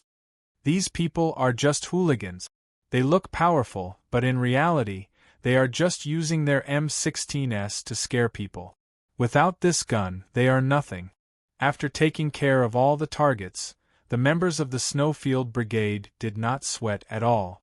They easily took care of these people. If these people did not have guns in their hands, they would be no different from ordinary people. But now that they have guns and have kidnapped our engineers, they are not ordinary people. Yi Qian, who had retracted his silver thread, listened to his comrade's words. He pressed his back against the rusty container and stood guard for the white crane that had entered the container to search. She turned on the PTT switch and asked, "The first sentry post has been cleared. What about the highest sentry post?" Young Sparrowhawk, who was in charge of the last 2 sentry posts, wiped the blood off his dagger as he replied, "Cleared. Long Hawk has already rushed over to support Group A." Another member of Team B said in a low voice, "Team B's targets are all clear. What's the situation with Team A?" "Find the container that the engineer mentioned. Weaving Sparrow and Walking Cuckoo, guard the 2 containers in the middle. The rest of you attack. Move out." "Yes. Yes." Immediately. Following Pigeon's order, the scattered members of the Snowfield Brigade quickly approached the container that they were targeting. The Special Forces member codenamed Loon gently pulled on the small metal door that was only wide enough for one person to pass through. With a pull, the small door opened. Chapter 2039. They didn't act immediately. Instead, they tossed a small rock into the container. After a few clangs, the container fell silent. Without hesitation, Loon was the first to descend the container. 2 of his comrades extended their rifle barrels into the container to guard Loon. Loon didn't rush down like a hothead. He quickly entered the container and grabbed the metal ladder with one hand. He leaned sideways so his entire body was suspended in the air. He relied on his arm's strength to support himself. In a few seconds, he completed the 2 actions of entering and observing the container. 2 minutes later, everyone heard Loon say, "Come down." Yi Qian and Bai He didn't descend. Weaving Sparrow and Zhou Wan guarded the 2-story container with their lives. She guarded the single-story container with her comrades. After entering the container, Dove and the others passed through the entire container. When they reached the front, they saw an underground passage. The entrance was the same width as the container and could fit 3 people at a time. It was very dark inside. There was no light or sound. The 2 members of the Snowfield Brigade took 1 step at a time. They nimbly stepped on the carved ladder and entered the underground passage. After they descended the ladder, they immediately stuck to the left and right side of the wall. Through their night vision equipment, they stared ahead without blinking. In the murky green world, they saw a long, man-made cave. After confirming that there were no problems, they gently waved behind them. The other 4 comrades entered and took turns to advance. Outside, the sound of a helicopter hovering above the island could be heard.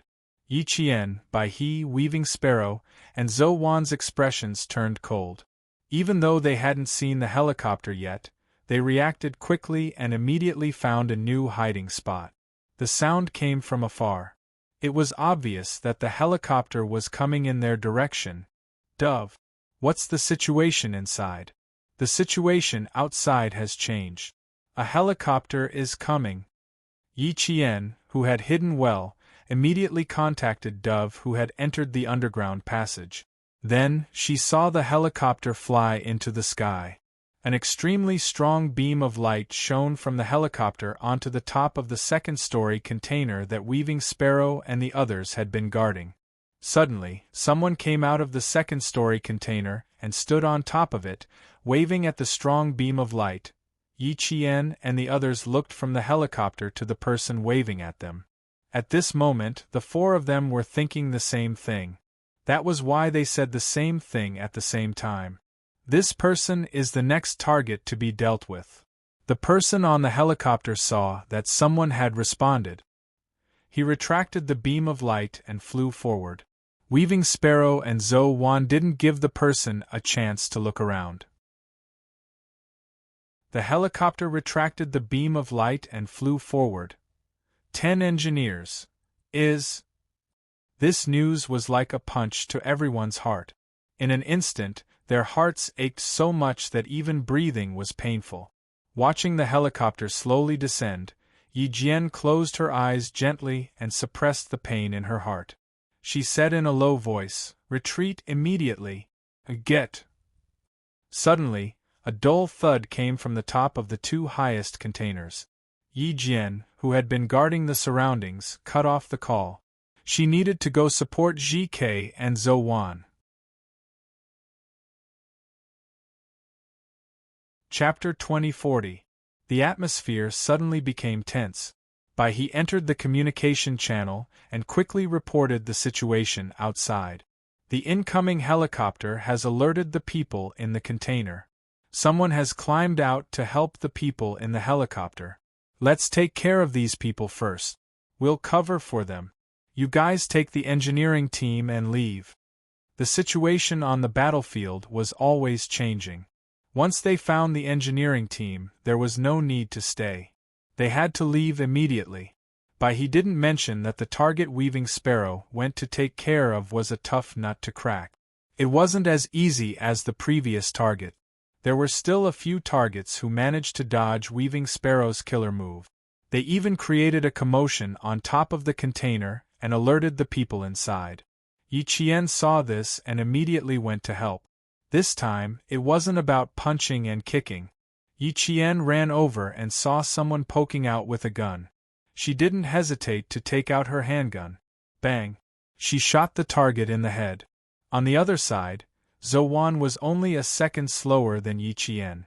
She shot the target that came after her. Although the pistols were equipped with silencers, the 2 targets who were shot fell back into the container through the exit. The people inside stared blankly at their own people whose heads were bleeding. Someone shouted, turned off the light source, and fired back at the same time. Gunshots rang out. Long Ying, who had climbed out of the container, reached out and grabbed Fang Gong, who was brought up by his comrades. He held Fang Gong's arms tightly and carried him out of the container. Fang Gong was already dead. There was only a trace of warmth left in his body. Long Ying carried him out with bloodshot eyes. He hoarsely said to Bai He, who was guarding below, "Help, Bai He." The cooperation between comrades was tacit. The white crane was already prepared, and the eagle carried Fang Gong out and immediately carried him out of the container. Fang Gong, who did not forget to work before his death, was carried away. Then, the unconscious Fong Gong was successfully rescued from the container. Pigeon, who was still in the container, repeatedly warned the engineering team, "Follow them. Don't look back." He didn't want to see another engineer sacrificed. He wouldn't allow another engineer to be sacrificed under the protection of the Snowfield Brigade. He could already hear the gunshots outside. The situation was tense. He had to evacuate with the engineering team immediately. The bullets pierced through the metal of the container, one after another. The people inside couldn't see outside and didn't know what was happening outside. In order to survive, they could only shoot blindly upwards, left, right, front and back, trying to scare off the people outside. They didn't dare to come out of the container to counterattack. They were afraid that if they came out, they would end up like their two companions who had their heads blown off. They were shooting blindly, but Yi Qian was not going to shoot blindly. She picked up the M16 that she had used to kill the target, went around to the front of the container, and crouched down. She aimed at the center of the container and fired continuously. Bang, bang, bang. 10 bullets were fired consecutively. Yi Qian had blasted a bowl-sized hole in the front of the container. This hole was the only passageway through which Yi Qian could clearly see through his scope. 1, 2, 3. Yi Qian aimed at the targets and pulled the trigger of her FAMAS rifle. After 3 consecutive shots, she hit 3 of the people inside. Without stopping, Yi Qian rolled to the side and left the shooting range. After killing 3 targets in a row, if she stayed in the same spot, she would also become a target. All the engineering team retreated into the forest. Yi Qian and the other 3 who received the notice did not want to continue fighting. They put away their rifles and quickly retreated. In front of them, the helicopter had already landed. Without the sound of propellers, they could clearly hear the sound of gunshots coming from the front. The group of people who got off the helicopter reacted very quickly. They instantly took out their pistols and surrounded the man in the middle to protect him. Chapter 2041. From the way they held their guns and their reactions, it was obvious that they had received professional training. The well-protected man in the middle was not tall, but his physique was very strong. His eyes, which were staring in the direction of the container, were like a wolf that had been hungry for a long time, emitting a ferocious light. He used the local language and said slowly, "Perhaps there are guests from afar. Tell everyone to take good care of the guests from afar. Especially friends from Chinese enterprises. For God's sake, you need to treat them well. Remember, I need their help, so you must treat them well." The man who spoke was very confident, and he was certain that no one on the island would be able to escape. One of the men who looked like an assistant took out his mobile phone and dialed a number. After the call was connected, he spoke quickly, as if he was conveying the man's instructions to the person on the other end of the phone. Although gunshots were coming from the front, the man in the lead was not afraid. There was even a faint smile on his deep-featured face. It was not a good smile, but a smile full of viciousness and bloodthirstiness. As an arms dealer who smuggled all kinds of guns around the world, he was used to the sound of bullet. To him, listening to the sound of bullets was no different from listening to a piano piece. There was no need to be afraid. Although he was not afraid, he did not want to stay on the island where there was a crossfire. He told his people again, "I need their help very much." Then, he left with the driver and his assistant. The reason he was not worried was that 2 speedboats carrying nearly 20 armed bandits were about to land. As a lone island, it was surrounded by water on all sides. It would be difficult to escape if they were trapped. Moreover, it was his territory, and there were so many of his own people. It would not be difficult to capture a few people. The sound of waves hitting the reef became louder and louder as the speedboats flew over. One after another, huge waves surged over, hitting the reef for a few meters before quickly retreating. Knowing that someone had entered the island, dozens of figures jumped down from the speedboats and ran toward the island after exchanging fire with each other. These people were all well trained. After running off the speedboat, some of them stood by the side, waving their hands and repeating the local language, which probably meant something like, "Hurry up, hurry up." Pigeon, who had retreated to the forest with our engineers, shouted "Retreat" to her comrades who were still suppressing them with firepower. Weaving Sparrow, who was in charge of covering them, said in a deep voice, "Ching Miao, Bai He, you guys retreat first. Zhou Wan and I will cover the rear." After he finished speaking, the dense rain of bullets suppressed the firepower in the container. Yi Qian and Bai He did not hesitate. They put away their rifles and quickly retreated towards the forest. After retreating a few meters, the two of them found cover and aimed their guns in the direction of the container, reminding Weaving Sparrow and Zhou Wan to retreat and follow them. "Retreat! Zhao Ke."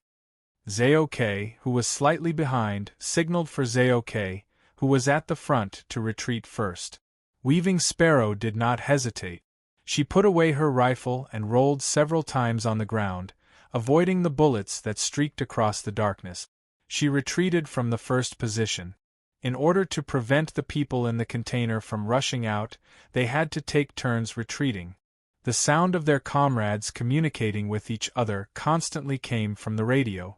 The two engineers who were the first to be rescued had already met up with Pigeon and the others.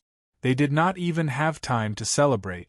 They did not even say a word as they held hands and rushed to the helicopter under the cover of the Snowfield Brigade. Chapter 2042. Gunshots were heard from behind. Yi Qian's pupils constricted as he whispered, "The pursuers are here. Pigeon, run." Their original plan was to rescue the engineers secretly, but now that they had attracted pursuers, the entire plan was ruined. The Snowfield Brigade was made up of highly trained special forces, so they were exceptionally calm when their plan was ruined. No one panicked. Pigeon immediately asked Qing Miao, "The helicopter can only carry 7 people, including the pilot. Qing Miao, do you know how to fly a helicopter?" There were 22 engineers and the Snowfield Brigade, including the sacrificed Fang Gong. The helicopter could only carry 7 people, including the pilot. Pigeon intended to let Yi Qian retreat first. However, Yi Qian did not know how to fly a helicopter. "No, Bai He, Zhou Wan, and I will bring up the rear. Weaving Sparrow will catch up with you guys. Let him take the 6 engineers and leave first." "Okay, you guys be careful. Sparrowhawk, you and Qing Miao will bring up the rear." Pigeon's eyes dimmed when she heard Yi Qian's reply. She immediately agreed. Yi Jian and Bai He were originally assaulters, so they were assigned to cover the rear, which was still according to the original battle arrangement. Following the gunshots, the atmosphere became even more tense. Fortunately, the engineers were all soldiers, so they did not panic when they heard the gunshot. They followed the special forces that were protecting them across the island and kept running forward. The trees on the sea islands all had a common feature. The roots grew and emerged from the ground, meandering and exposing the surface, like the tentacles of an octopus clinging to the surface of the ground. When there was soil, they would take root again. These exposed and thick roots that were integrated with the ground became an obstacle for the engineers when they ran. The Snowfield Brigade members could easily jump over these roots, but the engineers could not do so all the time. After a few people were tripped, the speed of the evacuation was greatly affected. With their speed affected, it was easy for the pursuers to catch up. Pigeon thought of the sacrificed Fang Gong and ordered, "Chang Ying, you and Weaving Sparrow take turns to carry Fang Gong to the helicopter first. Take over the helicopter first, quick!" The helicopter could only carry a total of 7 people, including the pilot. The sacrificed engineer Fang and the injured engineer Jiang would definitely go first. The other 4 had already decided in the basement. Now, they just needed to run in the direction of the helicopter. The eagle, who had just handed Fang Gong over to the Weaving Sparrow, suddenly raised its head and looked to its left. Just now, it had seen a flash of light pass by. "There's a situation at the beach. I saw a flash of light. He reminded all his comrades that there were pursuers behind them. If something happened at the seaside, it would be even more difficult to escape. Yi Qian, whose face was as dark as water, had a ruthless look in his eyes. He said in a low voice, "The three of us will run towards the beach. Turn away all eyes. Pigeon, hide the remaining engineers and send 2 more members to guard them. Then, come and support us from the rear. We must first ensure that Weaving Sparrow successfully takes off." Yi Qian was a command-type military school student. Even though he had only been in school for 1 semester, he had started learning the basics of military operations in his first year. As a command-type military school student, he naturally knew how to plan for battle. Now, the enemy did not know how many people they had. They only knew that they had taken all the engineers with them. So, they split into 2 groups. One group would retreat secretly, and the other group would attract all attention to protect the engineers. Chapter 2043. I think it's a good idea. Pigeon, follow Qing Niao's plan. Weaver Sparrow, fly the helicopter and leave. I'll meet up with you guys later. Chang Ying agreed to Yi Qian's plan. He didn't stop after realizing the situation. Instead, he continued to run forward with Weaver Sparrow. In this way, the 10 special forces of the Snowfield Brigade were divided into 3 groups. Yi Qian, Bai He, and Zhou Wan were in one group. They were responsible for attracting all the firepower. Chang Ying and Weaver Sparrow took turns to carry the sacrificed Fang Gong. Qi Lu and Lun brought up the rear and escorted Jiang Gong and the other 4 engineers to the helicopter. Sparrow Hawk, Pigeon, and another comrade codenamed Blood Swallow protected the remaining 6 engineers as they hid on the island. At the same time, the sound of helicopter propellers came from the sky above the island. The 10 Snowfield Brigade members didn't look up. Instead, they worked together to evacuate as quickly as possible. The helicopter was very arrogant. It turned on a blinding light as it circled in the sky. It seemed to be looking for something. Yi Qian glanced at the helicopter. He said to Bai He and Zhou Wan, "When the helicopter turns around, we'll take a look under their noses." Since they were attracting all the firepower, they naturally had to let the enemy know where they were. When the beam of light flashed across a relatively open area, the bodyguard and assistant who had been observing the situation below quickly whispered to the man who had his legs crossed and didn't have the slightest bit of worry on his face, "I saw a guest from afar." "Very good. Tell the people below to treat the guests well." The man had his eyes closed the whole time. He looked quite relaxed. For those disobedient guests, let them enjoy being surrounded by the sea. Send them to meet God. Soon, the man's words were transmitted to the ground. The 3 people who were illuminated by the light entered the forest and ran in the opposite direction of the other 2 groups. Just as they passed through a few wild coconut trees, Yi Qian suddenly shouted, "There's someone in front." Yi Qian smelled the smell of low-quality perfume in the salty sea breeze. It wasn't just one type. There were several types mixed together. It was so strong that it was pungent. The 3 of them quickly circled behind the leaves. Through their night vision goggles, they saw a few people slowly approaching from the front. There were 3 people before 12 o'clock, 2 at 10 o'clock, and 3 at 2 o'clock. These people should have come up from the beach. From the looks of it, he should have just arrived. "His pants are wet." Yi Qian, who was observing them, spoke softly. She did not need to speak too loudly. Her bone conduction earpiece was able to transmit her words clearly to the ears of her comrade. "I have good stuff on hand. I'm in charge of the 2 o'clock area, Qing Niao is in charge of the 10 o'clock area, and Bai He is in charge of the 12 o'clock area. We didn't know how many people they had, so we came here first." Zhou Wan's lips moved, and at the same time, she moved closer to the 2 o'clock area. Yi Qian pulled open the silver wire and slowly approached the 10 o'clock position. He slowly leaned against a tree and held his breath as he waited for his target to approach. After chanting 3 times in his mind, the silver wire was like a snake hidden in the leaves. It silently wrapped around his neck and tightened, then pinned him against the tree trunk.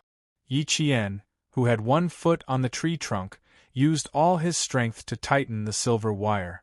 The man in front of the tree trunk kicked his feet a few times, and then there was no sound. The other target who was with him did not notice anything strange. He only saw his partner's back pressed against the tree, and his feet kept kicking, as if he was trying to kick something off the bottom of his shoes. Chapter 2044. This kind of sneak attack was very dangerous. Once discovered, the person would be exposed. If the person on the other side still had a gun, it could be said that he would be treated as a live target. The reason Yi Qian dared to make a move like this was because the 2 targets were walking separately. There were 2 trees between them, and the other target's line of sight was obstructed, so he wouldn't be able to spot her immediately. As a Special Forces soldier, she had to learn how to win a chance of survival in the most dangerous environment. Excellent professional skills were the guarantee of winning a chance of survival. Yi Qian was a daring and careful Special Forces soldier. In addition, she had been hunted down by Yi Ying in her previous life, so she had an instinctive ability to avoid danger. She could quickly determine the most advantageous move for herself and the least likely to arouse the other party's suspicion. At this moment, even though the second target was only 2 trees away from her, her daring move didn't arouse any suspicion until the first target was taken care of. Yi Qian, as a Special Forces soldier, was able to deal with the situation calmly and without batting an eyelid. The second target saw that his companion was still leaning against the tree, but her feet weren't moving. She seemed to be leaning against the tree to rest because she was too tired. He shushed his companion softly, then used his gun to sweep the surroundings. Sensing that there was nothing out of the ordinary, he walked around the 2 trees between them and walked over. As he walked over, he said something in a low voice. Yi Qian, who was hiding behind the tree, didn't understand. She was focused on listening to the footsteps and didn't pay attention to what the other party said. She was calculating how far the other party was from her. As the other party approached step by step, the silver wire wrapped around the combat glove slowly loosened. When they were close enough to hear the other party's breathing, Yi Qian suddenly retracted the silver wire. The target, who had already stopped breathing, lost his balance and fell forward. The approaching target immediately realized that something was wrong. He raised his gun and fired behind the tree. Yi Qian was so close that they could hear each other's breathing. He didn't want to give the other party a chance to shoot. Before he could even open fire, Yi Qian pounced on him from behind the tree. He grabbed the man's right hand with one hand and twisted the gun out of the man's hand. Her movements were quite fast, and every step was calculated very precisely. She twisted the gun in the target's hand away, and raised her elbow to hit the target's chin hard. Not only did the target not shout, but he also almost bit off the tip of his tongue. Before he could recover from the pain of his tongue being bitten, the sky and the earth were turned upside down, and he fell to the ground on his side. This was a foreign man who had received training. He was dizzy from the fall, but he endured the pain from his shoulder and completed 2 rolls to avoid Yi Qian's attack. At the same time, he reached for his pocket. He wanted to take out his gun, but there was no gun in his pocket. Realizing that he didn't have a gun, his first thought was to run away. But just as he turned around, a foreign object pressed against his heart. "Are you looking for it?" Yi Qian, who was holding a gun in her hand, asked calmly. She loaded the gun and placed her slender finger lightly on the trigger. The cold muzzle was aimed at the target's heart. "Unfortunately, you've lost it." The man who had bitten the tip of his tongue to the point of his flesh was unable to make a sound. He was panting heavily. He was a little scared, but he didn't give up. His raised hands moved slightly, trying to snatch the gun back. Chapter 2045. The gun was already in her hands, so how could she take it back? Just as the opponent's hand was about to move, Yi Qian was even faster. In order to block the opponent's escape route, she only had time to jump and aim her gun at the opponent. She had no time to draw her dagger and slash the opponent's neck. But as she spoke, her left hand, which wasn't holding the gun, had already pulled out a combat dagger. Just as the opponent's hand moved, she pulled out the magazine with one hand. This action was easy for Yi Qian, who could still reload with one hand. The magazine fell to the ground along with the gun. The opponent's attack was fierce. He wanted to fight to the death to see if he could survive. In the face of such a strong attack, Yi Jian curled up the corner of his mouth slightly. His left foot stepped on a rock, and his whole body soared into the air. With a bang, his right leg kicked hard at the opponent's head with a strong wind. The man was so dizzy that it seemed like his brain juice was flowing out of his ears. He staggered and couldn't stand. Yi Qian took advantage of the moment when he couldn't attack and slashed his dagger across the man's neck. Blood spurted out like a fountain. The pressure was so great that it even spurted out a bloody mist. Clutching his neck, the target made a gurgling sound in his throat as if he had been filled with air. He staggered back a few steps and then fell to the ground with his head raised. Yi Qian, whose face was splattered with blood, plucked a few leaves to wipe his face. He said to his comrade, "The target in the 10 o'clock direction has been dealt with." As he spoke, he suddenly heard something running by his left, leaving behind a string of rustling leaves. Before Yi Qian realized what it was, he was already chasing after it. "There's a fleeing target in the 12 o'clock direction. Help us," he said with a distorted voice. "I sprained my leg and dislocated my ankle." He escaped. This wasn't good news. Yi Qian's expression changed slightly. He said in a low voice, "Treat your injuries first. I'll chase after him. The target is running towards me. I'm already chasing after him." The black figure in front was the fleeing target. They had to chase after him. If they were discovered that there were only 3 of them, it would cause trouble for the other 2 teams. In order to avoid the enemy's helicopter, Weaving Sparrow had yet to take off. If they were discovered, all the engineers would be in danger. "If you don't treat your leg properly, you can just wait to retire." Zhou Wan, who was speaking through clenched teeth, was using her dagger to stab the twitching target twice. She then said to Yi Qian, "It's an old injury. Just a slight sprain and it'll dislocate." Whether it was a new injury or an old one, the white crane needed help. Zhou Wan stayed behind and said to Yi Qian, "Be careful, Qing Miao. Send us your location at any time." The black shadow was right in front of him. Yi Qian could only reply with a single word, "Okay." The black shadow in front of him suddenly turned around and fired continuously behind him. Bang bang bang! The gunshot broke the silence of the entire island. A tall and slender figure paused and chased after the source of the gunshot. His speed was very fast, like a tiger running in the jungle. Rocks and trees could not stop him from moving forward. Everything became a blur in front of his speed. The gunshot not only caused him to change direction, it also caused the people who had alighted from the helicopter to run over. Bai He and Zhou Wan's eyes darkened. Bai He, whose ankle had been reconnected, hurriedly said, "Quick, go support Qing Miao. She's now surrounded."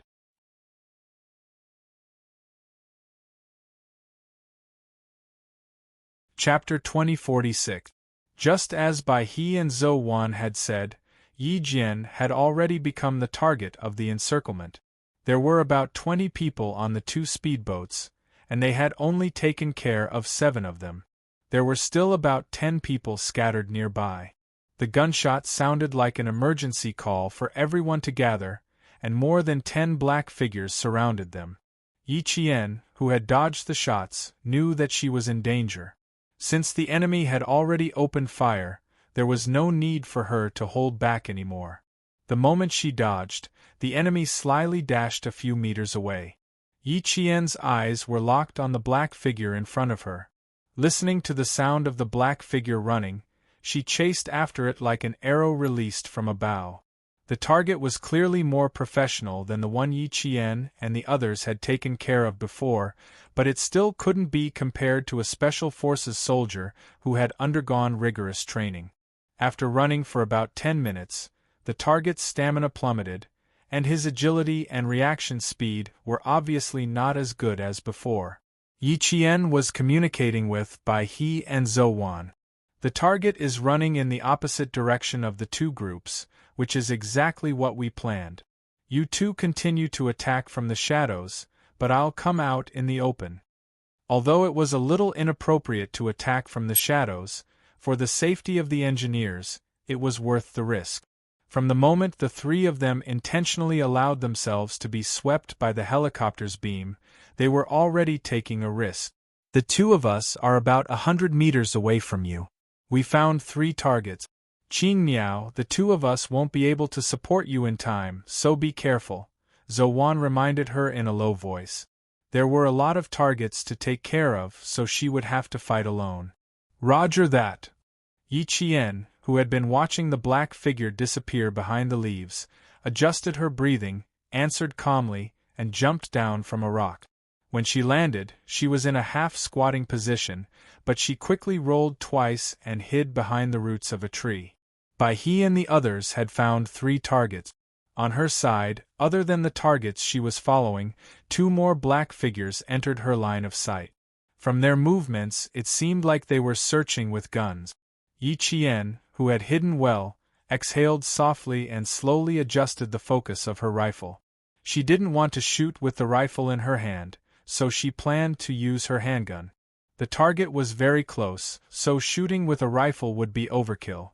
Furthermore, she didn't know how many people there were, so she needed to ensure that she had enough ammunition and couldn't waste bullet. The FAMAS rifle in his hand had an effective range of 300 meters. It was equipped with NATO-made warheads, and there were only a pitiful 25 bullets in the magazine.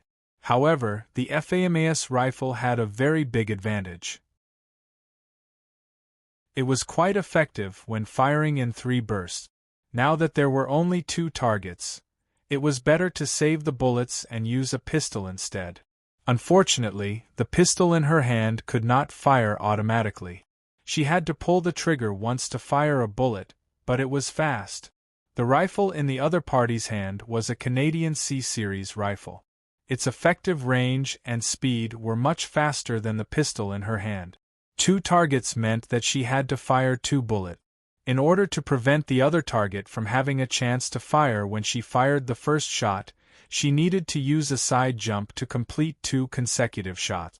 Yi Qian let out a sigh of relief when he saw the gun in his opponent's hand. He slowly held his breath and raised his pistol. Bang! Bang! The 2 bullets were like continuous shots. The first target hit in the head didn't even make a sound. He was still holding a C-Series rifle and fell to the ground with a bang.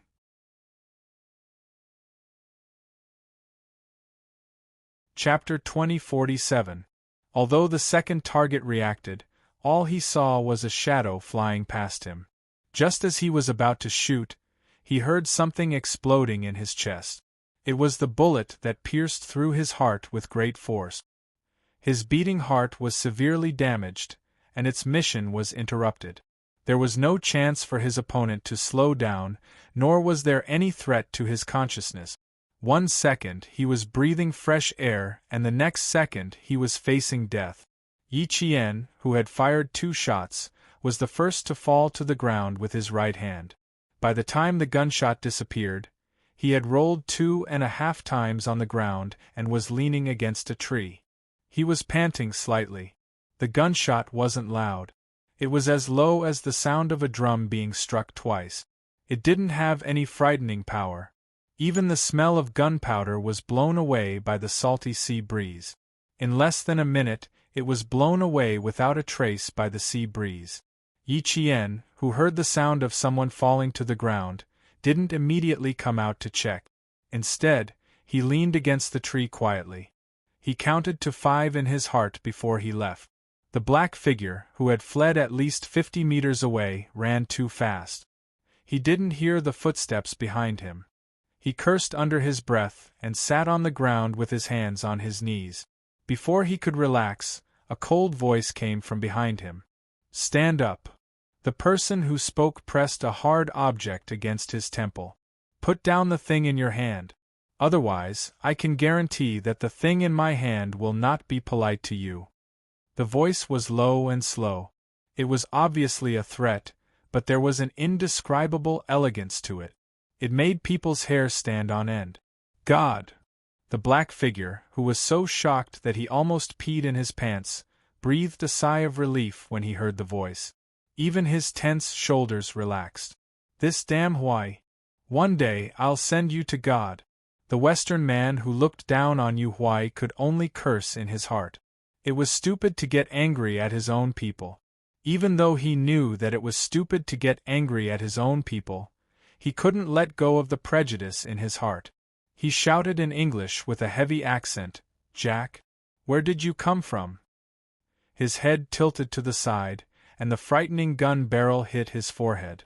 The man, who was already in a sorry state, was instantly enraged. He raised his hand and fiercely waved Hua Yi's arm away. "Damn it! Are you going to keep pointing at my head? Put your gun away, Chinese." This was the anger that came from the humiliation of being seen in such a sorry state. But he didn't fling Hua Yi's arm away, nor did he let Hua Yi take away his gun. Instead, the gun was pressed against his forehead. He even heard the sound of the trigger being pulled. Hey, partner, what are you trying to do? Don't joke about guns." Just now, he had dared to throw a tantrum, but now, he was terrified. His lips were trembling as he spoke. The Chinese man, Xia Jinyuan, whose arm was hurting from the slap, put away his gun and said in standard American English, "You seem to be afraid? Do I need to be afraid? You have a gun too." The man who didn't have a gun pointed at his head was even angrier. He gritted his teeth and replied with resentment in his eyes, "Of course I'm scared.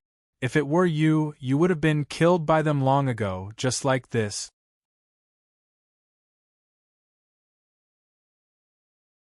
Chapter 2048. As he spoke, he stood up. Just as he stood up, he suddenly raised his hand and raised his gun. He tried to hold the gun against Xia Jinyuan's forehead to regain some of his dignity. Xia Jinyuan had already seen through his intentions. As soon as he retracted his arm, he moved as fast as lightning and accurately pointed the gun at the man's forehead. "No wonder you're afraid. Even the speed of your gun is slower than others. Just like this, it's enough for me to kill 3 or 4 people like you."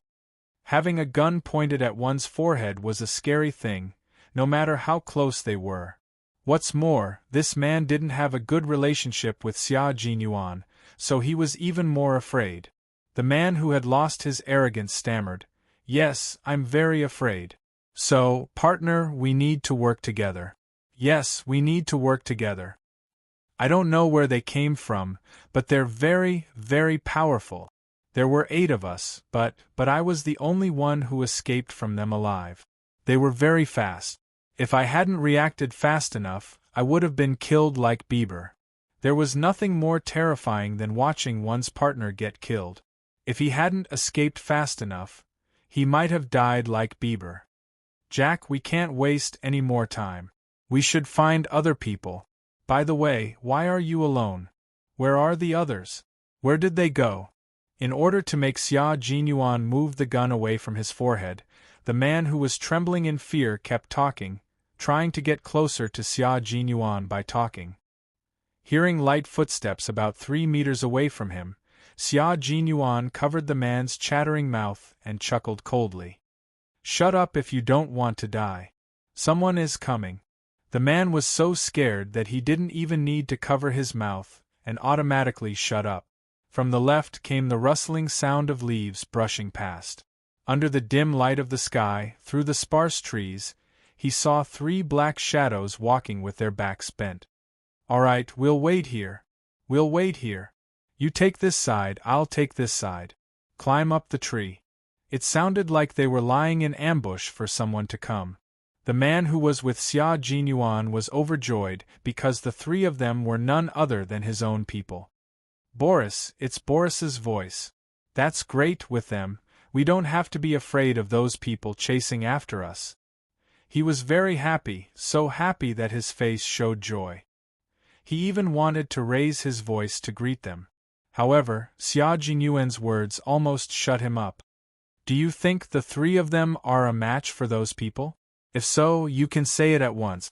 If not, arrogant job, you had better shut up. Do you understand what I mean? I don't want to die with you. Understand? That one sentence extinguished Job's hope. He even wanted to leave as soon as possible, but he did not say it out loud. He didn't want a Chinese to look down on him. Just now, it was already embarrassing enough. Xia Jinyuan didn't pay attention to him. He wanted to know who on earth dared to come to the private island of an arms dealer who even the highest authority in the country didn't want to provoke, and who dared to exchange gunfire on the island. At this moment, Xia Jinyuan didn't know who he was about to meet. At this moment, he just wanted to watch and not get involved. Yi Qian, who was chasing after the enemy, didn't know who she was about to meet. After separating from Bai He and Zhou Wan, she carefully passed through the dense foliage of the unknown trees and stuck close to a curved tree. She didn't move forward.